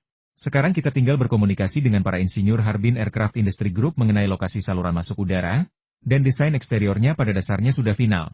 Untuk desain interior, kita serahkan saja kepada para insinyur Harbin Aircraft Industry Group, karena interiornya tidak sesederhana itu. Hou Haitao dan Li Xiao sangat gembira mendengar kata-kata Feng Yu. Dengan keberhasilan pengembangan ini, Harbin Aircraft Industry Group akan menerima komisi penjualan yang stabil. 13 yuan per unit memang tidak banyak, tetapi meskipun mereka hanya menjual 10.000 unit setahun, mereka tetap bisa mendapatkan komisi 30.000, yang merupakan aliran pendapatan yang stabil. Biaya produksi pabrik motor adalah 30 yuan per unit. Jika mereka bisa mendirikan bengkel, mereka bisa dengan mudah memproduksi lebih dari 1.000 unit sebulan. Tuan Feng, bagaimana dengan biaya penelitian dan pengembangan lanjutan? Hou Haitao menatap Feng Yu sambil tersenyum. Feng Yu melambaikan tangannya dan berkata, aku akan memberimu 100.000 yuan lagi. Kurangi daya motor menjadi 40 watt dan pertahankan kecepatan angin konstan. Atau, atur kedua pengaturan kuat dan lemah. Berapa lama waktu yang dibutuhkan? Ketika mendengar dia bisa mendapatkan 100.000 yuan lagi, Hou Haitao langsung menjawab, saya pasti akan menyelesaikannya dalam seminggu. Feng Yu melirik Hou Haitao dengan penuh arti. Bisa selesai dalam seminggu? Sial. Aku tertipu oleh orang tua ini. Harbin Aircraft Industry Group pasti sudah bisa memproduksi motor listrik 40 watt yang mampu menghasilkan tenaga angin saat ini. Mereka sengaja tidak mengeluarkannya, hanya menunggu aku menambah biaya penelitian dan pengembangan. Lupakan saja, tidak ada gunanya marah padanya hanya demi 100.000 dolar. Saat aku membeli tungku listrik berdaya ultra tinggi itu, aku bisa mendapatkan kembali semua uang dari grup industri pesawat Harbin. Direktur Li, tolong lihat gambar-gambar ini. Berapa unit yang bisa diproduksi dalam sebulan? Kapan produksi bisa dimulai? Tanya Feng Yu. Sesuaikan saja peralatannya. Ini hanya motor listrik, sangat sederhana. Lini produksi lengkap bisa terbentuk dalam 2 minggu. Kalau pabrik plastiknya bisa mengimbangi, kami jamin bisa memproduksi 1.000 unit sebulan. Kata Li Xiao dengan percaya diri sambil mengacungkan jari. Alis Feng Yu berkerut. Hanya 1.000 unit yang bisa diproduksi dalam sebulan? Jumlah ini terlalu kecil, dan sama sekali tidak akan memuaskan Feng Yu. Dengan jumlah sekecil itu, apalagi untuk diekspor, mungkin tidak akan cukup untuk dijual di dalam negeri. Direktur Li, apakah bengkel pabrik kita sangat sempit? Mengapa kuantitasnya sangat sedikit? Li Xiao tersenyum canggung. Kami telah menerima pesanan generator dalam jumlah besar, tidak hanya untuk bendungan 3 ngarai, tetapi juga untuk pembangkit listrik tenaga air kecil dan pembangkit listrik termal lainnya. Semuanya dari kementerian pemerintah pusat atau pemerintah daerah, jadi kami tidak bisa menunda. Feng Yu hampir marah ketika mendengar ini. Jadi, menurutmu, kipas angin tanpa bilah yang kupesan bisa tertunda produksinya? Kalau begini terus, saat produknya mulai dijual bulan Mei, stoknya cuma 2 atau 3.000 unit. Rasanya tidak ada gunanya diiklankan di CCTV. Pasar kipas angin tanpa bilah lebih besar daripada pasar pelembab udara, dan Feng Yu berencana untuk terus mempercayakan penjualan luar negeri kepada Fu Guangzheng. Mengingat kemampuan penjualan keluarga Fu di Asia Tenggara, dikombinasikan dengan pasar Eropa dan Amerika, mereka diperkirakan mampu menjual lebih dari 100.000 unit tahun ini. Namun, dengan kapasitas produksi pabrik motor saat ini, hal itu saja tidak cukup. Direktur Li, ini tidak benar. Kita juga punya kontrak, kata Feng Yu dengan nada kesal. Tuan Feng, kita tidak bisa berbuat apa-apa. Beberapa pembangkit listrik merupakan proyek nasional utama dan tidak bisa ditunda. Belum lagi kipas angin tanpa bilah ini, bahkan pelembab udaranya saja membutuhkan pengurangan 1 bengkel produksi. Li Xiao bersikap seolah-olah tidak punya pilihan. Feng Yu memandang Hou Haitao dan berkata, Direktur Hou, bisakah grup industri pesawat terbang Harbin Anda menjadi produsen kipas tanpa bilah? Saya bisa memberi Anda biaya 35 yuan untuk setiap kipas. Harga untuk pabrik motor adalah 30 yuan per unit, dan harga untuk grup industri pesawat terbang Harbin adalah 35 yuan.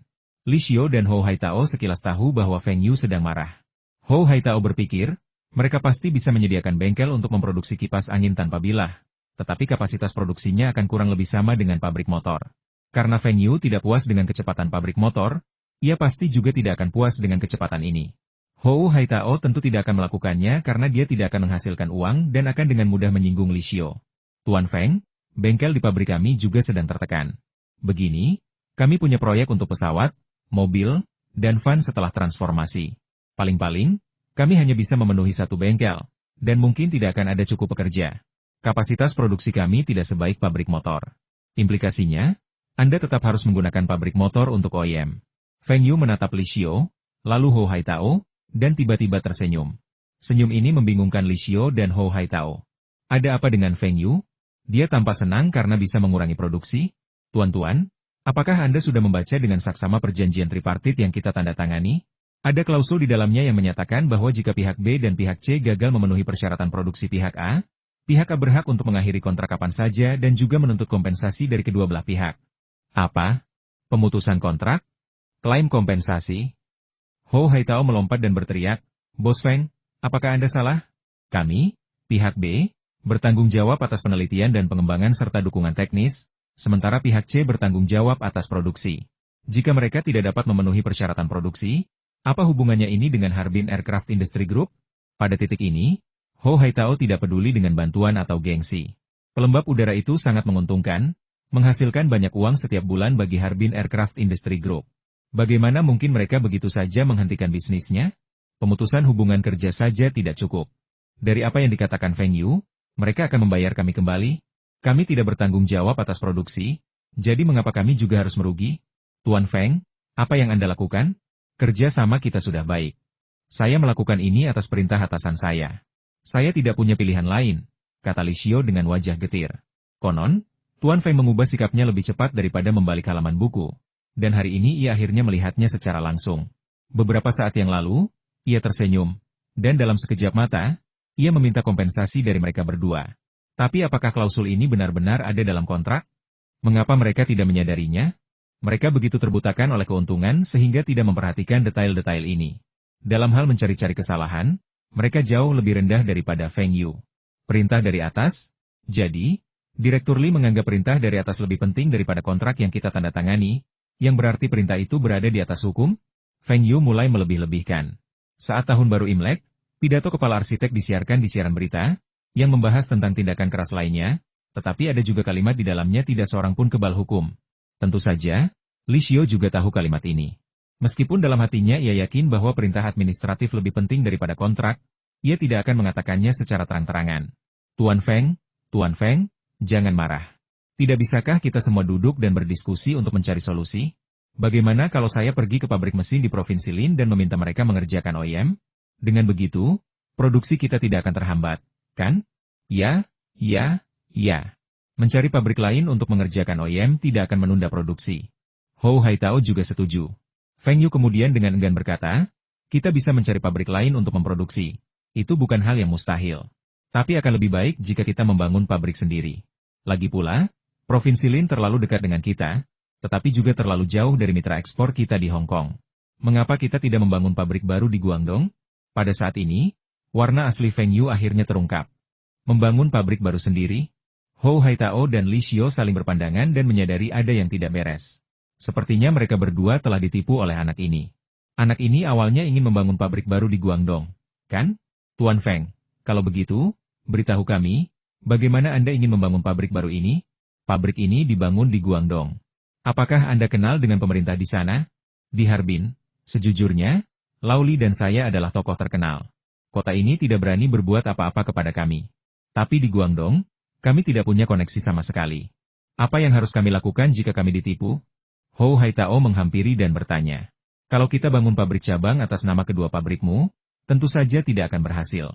Terus terang saja. Meskipun kamu perusahaan milik negara dan bahkan punya koneksi dengan kementerian dan militer, mungkin hasilnya tidak akan seefektif merek temanku. Feng Yu membalas dengan nada puas. Temanmu? Siapa? Li Xiao menatap Feng Yu dengan heran. Apakah anak ini punya teman dengan koneksi yang lebih kuat? Mungkinkah dia anak orang kaya generasi kedua dari Guangdong? Kalian semua kenal teman ini, Fu Guangzheng. Dia dan keluarganya bertanggung jawab atas penjualan pelembab udara kami ke luar negeri. Feng Yu memuji Fu Guangzheng. Penjualan pelembab udara di luar negeri merupakan tanggung jawab keluarga Fu, tetapi Fu Guangzheng hanyalah seorang wakil presiden dan pemegang saham kecil. Pemegang saham utama adalah beberapa anggota generasi ayahnya. Itu dia? Kenapa dia lebih baik dari kita? Tanya Hou Haitao tak yakin. Grup industri pesawat Harbin memproduksi pesawat, dan statusnya di Harbin, bahkan Heilongjiang, cukup tinggi. Meskipun bukan hal besar di seluruh negeri, tetap saja lebih baik daripada anak muda, bukan? Apa itu keluarga Fu? Mereka hanyalah keluarga bisnis. Mungkinkah seorang pengusaha lebih berkuasa daripada dia? Seorang kader tingkat provinsi di perusahaan milik negara? Feng Yu berkata sambil tersenyum karena dia adalah pengusaha dari Hong Kong. Pengusaha Hong Kong? Hou Haitao mengucapkan 4 kata ini satu persatu, sambil menahan napas dan menyalakan sebatang rokok dengan frustrasi. Mustahil. Situasi nasional saat ini memang seperti ini. Orang asing lebih berharga daripada penduduk lokal. Meskipun Hong Kong tidak dianggap sebagai negara asing, Hong Kong adalah wilayah administratif khusus yang belum kembali ke Tiongkok.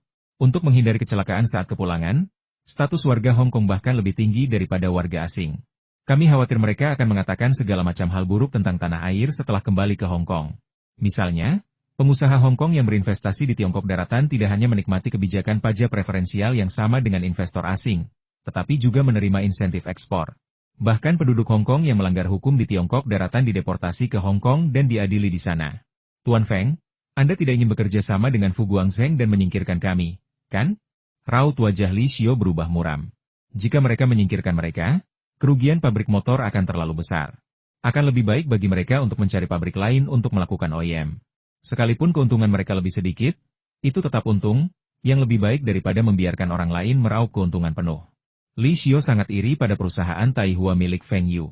Hanya ada belasan orang di sana, dan hampir semuanya adalah anak-anak dari pabrik motor mereka.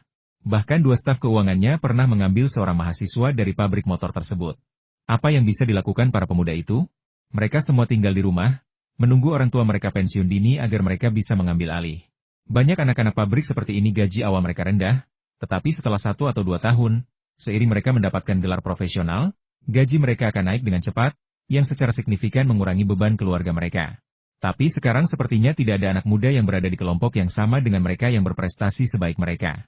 Bahkan mereka yang kuliah dan ditugaskan sebagai teknisi atau kader, tetap saja harus memulai sebagai pekerja garis depan di pabrik, kan? Mereka yang mengambil alih bisnis merasa paling tidak seimbang. Salah satu orang tua mereka pensiun sebagai pekerja garis depan dan hanya bisa mendapatkan pensiun minimum lebih dari 30 yuan per bulan. Mereka baru saja mulai bekerja magang, dan gaji bulanan mereka kurang dari 100 yuan. Jika digabungkan dengan uang pensiun, jumlahnya tidak sebesar yang akan diperoleh orang tua mereka jika mereka tidak pensiun. Bagaimana dengan mereka yang sudah pensiun di dalam negeri? Mereka sudah menjadi pekerja seumur hidup dan tidak tahu apa-apa lagi. Membuka warung sarapan saja sudah dianggap cukup. Kebanyakan dari mereka akan membuka warung reparasi sepatu atau sepeda. Ketika Li Shiqiang datang ke pabrik untuk merekrut, mereka yang tidak datang justru menyesalinya. Tahun lalu, perusahaan Taihua memberi setiap orang sebuah pagar, yang cukup membuat iri. Tahun ini, Feng Yu bahkan lebih berani lagi, memberi setiap orang sebuah sepeda motor, yang membuat para pekerja pabrik iri. Para pekerja juga menuntut upah lembur ganda dan 2 hari libur. Bukankah ini semua karena perusahaan Taihua? Li Xiao telah menanggung semua ini demi melanjutkan kerjasamanya dengan Feng Yu. Nah, dari apa yang dikatakan Feng Yu, apakah dia mencoba menyingkirkan pabrik motor mereka? Aku sudah sangat menderita karena perusahaan Taihua MU. Kamu bilang tidak mau bekerja sama, tapi nyatanya tidak. Kalau kamu marah, aku akan mengambil kontraknya dan menuntutmu. Sebelum Li Xiao sempat mengucapkan kata-kata kasar, Hou Haitao menjadi cemas. Bos Feng, jika Anda ingin menyingkirkan kami, maka jangan pernah berpikir untuk mengambil teknologi kipas tanpa bila ini dari Anda. Jadi, kau ingin menuntutku? Pergilah ke pengadilan dan cari tahu sendiri. Aku bahkan pernah menuntut tamu asing dan menang. Kenapa aku harus takut padamu? Seorang direktur perusahaan milik negara? Kontraknya ada di tanganku. Kau menggunakan uangku untuk meneliti dan menghasilkan hasilnya. Jadi hasilnya milikku. Feng Yu mencibir. Ayo, siapa yang takut pada siapa? Kita juga punya kontrak.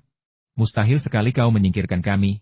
Siapapun yang kau ajak bekerja sama, keuntungan dari pelembab ini harus dibagi dengan kami. Benar, Direktur Li? Hou Haitao langsung mencoba membujuk Li Xiao. Mereka berdua harus bersatu dalam masalah ini. Haruskah aku memberikannya padamu? Apa kau tidak membaca kontraknya dengan saksama? Paten untuk pelembab udara itu ada di tanganku. Aku berhak memberi izin kepada perusahaan non-Tiongkok manapun untuk memproduksi dan menjual pelembab udara. Ini dilindungi undang-undang, kata Feng Yu dengan tenang. Soal kontrak, kamu jauh tertinggal. Belum lagi satu kalimat, bahkan satu kata atau karakter dalam kontrak pun bisa punya arti yang sangat berbeda. Hou Haitao dan Li Xiao terkejut. Apakah ada klausul seperti itu dalam kontrak? Mereka hanya mempertimbangkan penjualan domestik, bukan penjualan luar negeri. Jika Feng Yu bisa melisensikan pelembab udara kepada pihak lain, keuntungan mereka akan sangat berkurang. Ekspor menghasilkan keuntungan lebih tinggi daripada penjualan domestik. Bos Feng, apakah Anda masih menginginkan saham Anda di perusahaan mesin?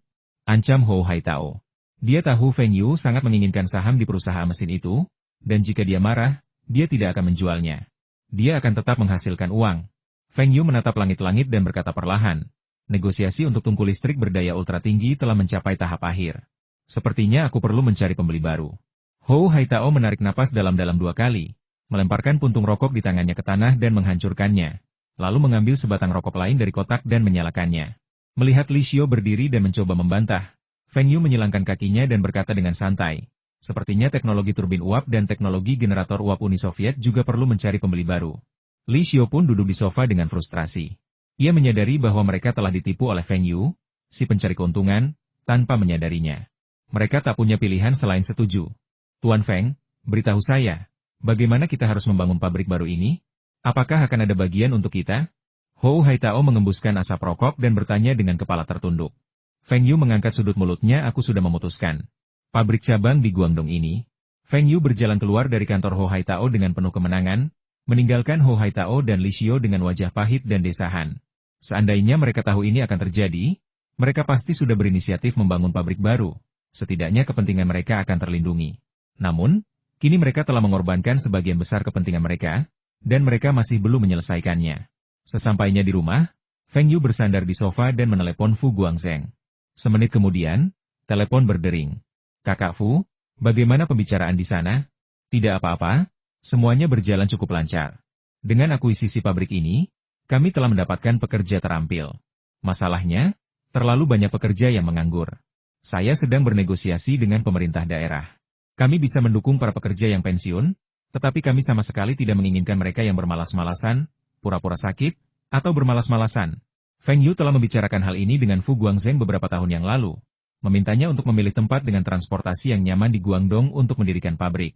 Ini akan lebih dekat ke Hong Kong, membuat ekspor lebih mudah, dan juga akan memungkinkan Feng Yu menghindari pengawasan dan keseimbangan pabrik motor, mencegah pabrik motor meninggalkan bisnis di masa mendatang dan membuatnya tidak punya pekerjaan. Namun, Feng Yu tidak menyangka bahwa pabrik motor ternyata tidak akan mampu memenuhi kebutuhan produksi kipas angin tanpa bilah, dan bahkan ingin mengurangi produksi pelembab udara. Inilah yang diinginkan Feng Yu, tetapi ia tetap berpura-pura marah dan memanfaatkan kesempatan itu untuk mengemukakan gagasan membangun pabrik baru. Seperti yang diduga, Hou Haitao dan Li Xiao, 2 orang tua itu, sama sekali tidak berencana membangun pabrik baru, atau bahkan jika mereka mau, mereka tidak punya cukup dana.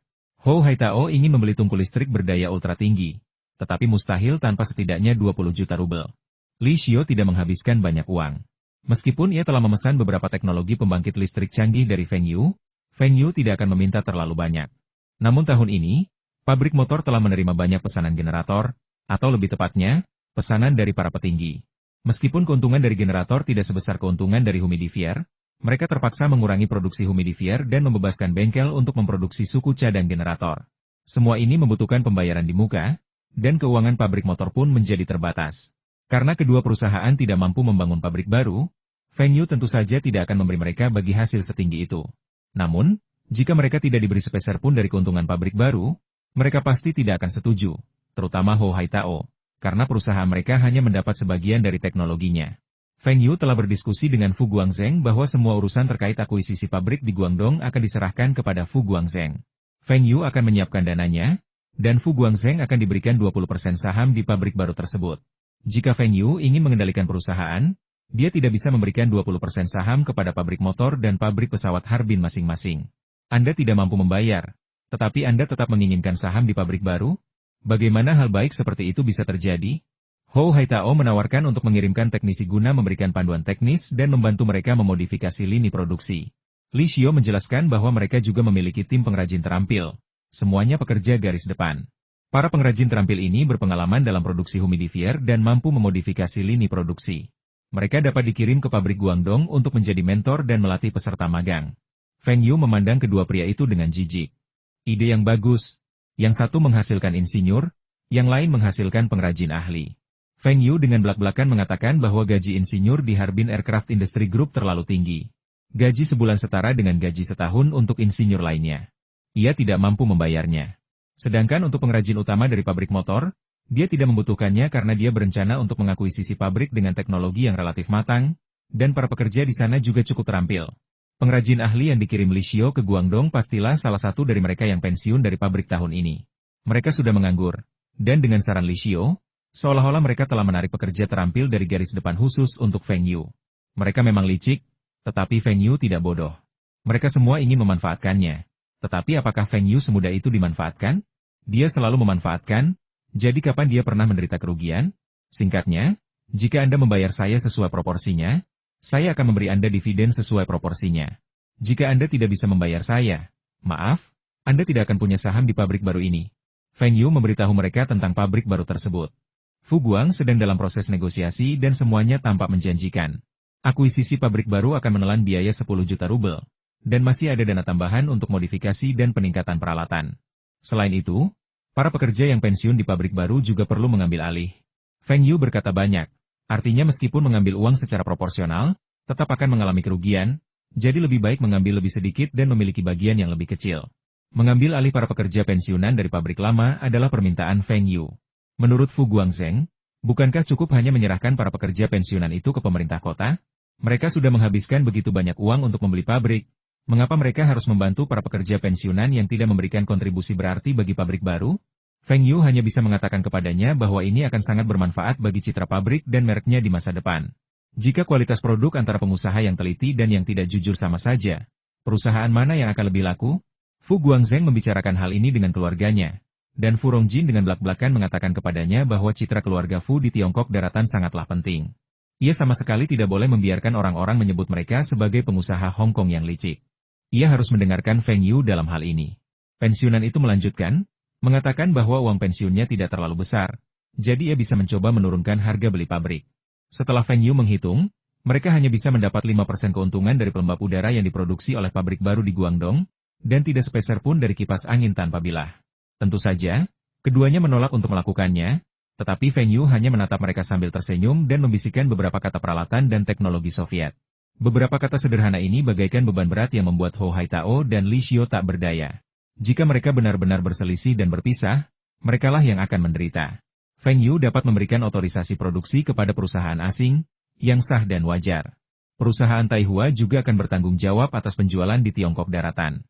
Sekalipun pabrik motor tersebut memproduksi produk tersebut, Feng Yu tidak dapat menjualnya, dan pabrik motor tersebut tetap akan menanggung kerugian. Lagi pula, jika Feng Yu menjual peralatan dan teknologi Soviet kepada pesaing mereka, bukankah mereka akan lebih dirugikan? Grup industri pesawat terbang Harbin dan pabrik motor listrik bukanlah pemimpin di industri masing-masing di Tiongkok. Dengan peralatan dan teknologi Soviet, mereka memiliki sedikit harapan untuk menjadi pemimpin.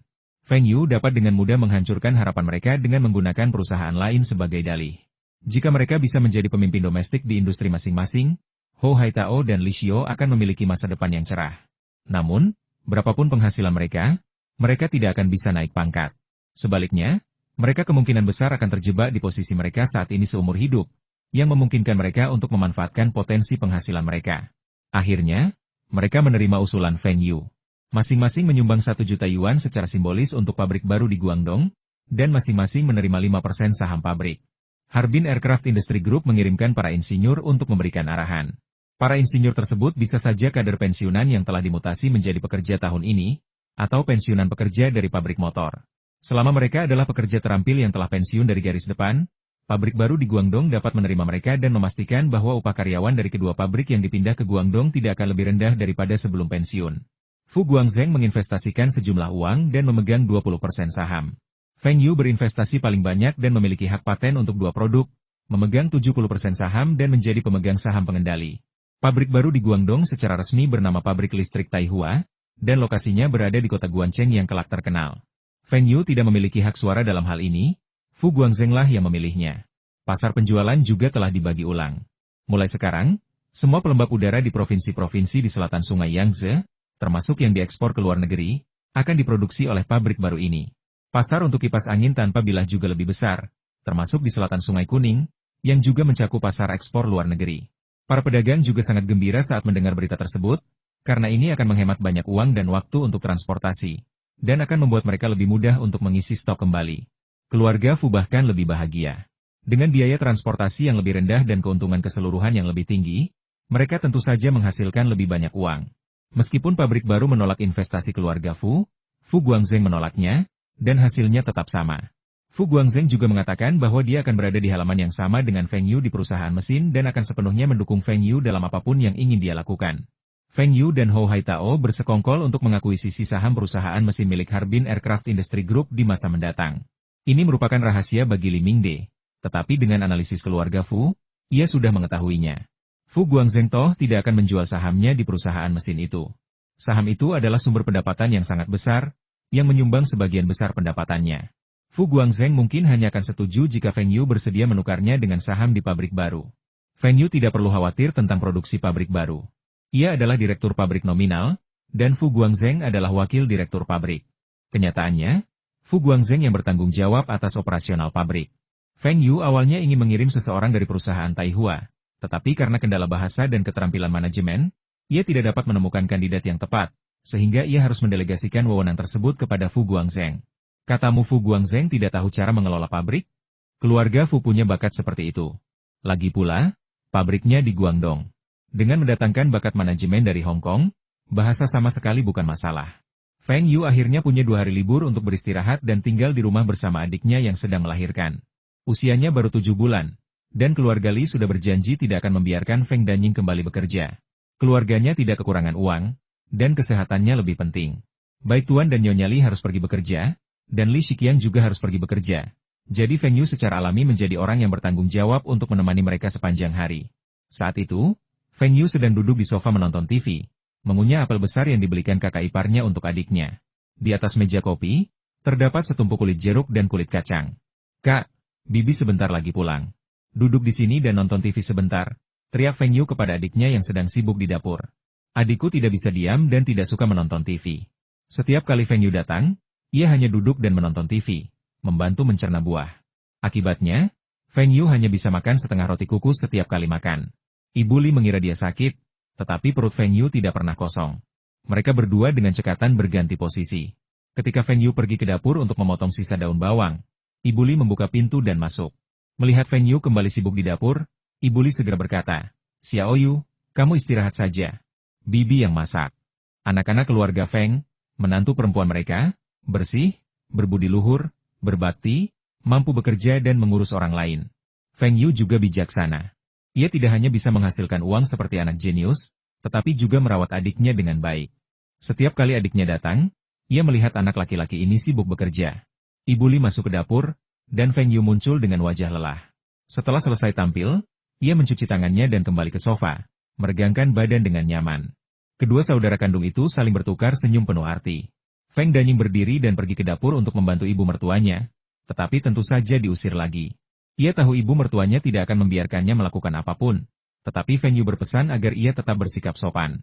Menantu perempuan yang cerdas tidak perlu bekerja keras, dan mertuanya akan tetap menganggapnya rajin. Sikap adalah hal terpenting. Kakak beradik itu masih belum berselera makan malam.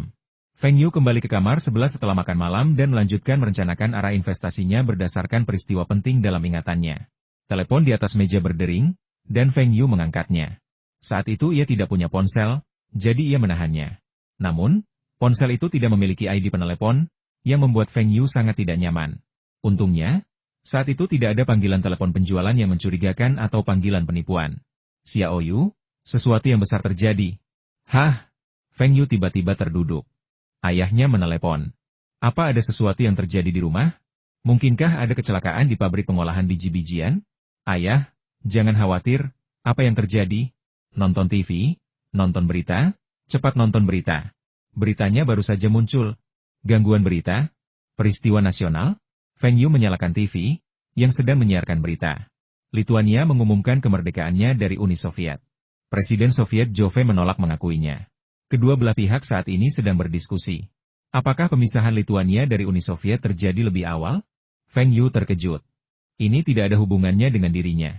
Perdagangannya dengan Su seharusnya tidak memengaruhi peristiwa sebesar itu. Yang paling mengkhawatirkan Feng Yu adalah tungku listrik berdaya ultra tinggi itu belum dibeli. Jika direktur pabrik di wilayah Lituania dipecat, bukankah bisnisnya akan hancur? Jika tungku listrik berdaya ultra tinggi itu hilang, Ho Haitao pasti akan murka. Kerjasamanya dengan pabrik motor dan grup industri pesawat terbang Harbin tidak hanya akan terancam, tetapi grup industri pesawat terbang Harbin juga pasti tidak akan menjual saham perusahaan mesin itu kepadanya. Terlebih lagi, tanpa tungku listrik yang menahannya, Ho Haitao mungkin akan melakukan sesuatu yang tak terduga. Feng Yu telah membangun pabrik baru, yang secara signifikan mengurangi keuntungan Harbin Aircraft Industry Group. Jika Ho Haitao benar-benar melakukan sesuatu yang bodoh, Feng Yu pasti tidak akan sanggup menanggungnya. Grup industri pesawat Harbin bahkan bisa mengabaikan perintah dari pemerintah provinsi. Terlebih lagi, koneksi terbesar Feng Yu di Longjiang hanya ada di kota itu. Ini akan menjadi pukulan telak. Xiao Yu, apa kau mendengarkan? Suara cemas ayah terdengar dari telepon. Ah, aku sedang menonton TV, ayah.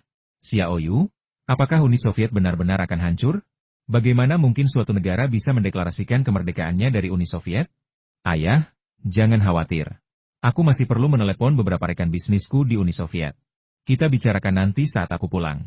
Mentalitas Feng Xingtai kemudian diolok-olok dengan sebutan mendapat uang dari menjual tepung terigu, tetapi khawatir menjual bubuk putih.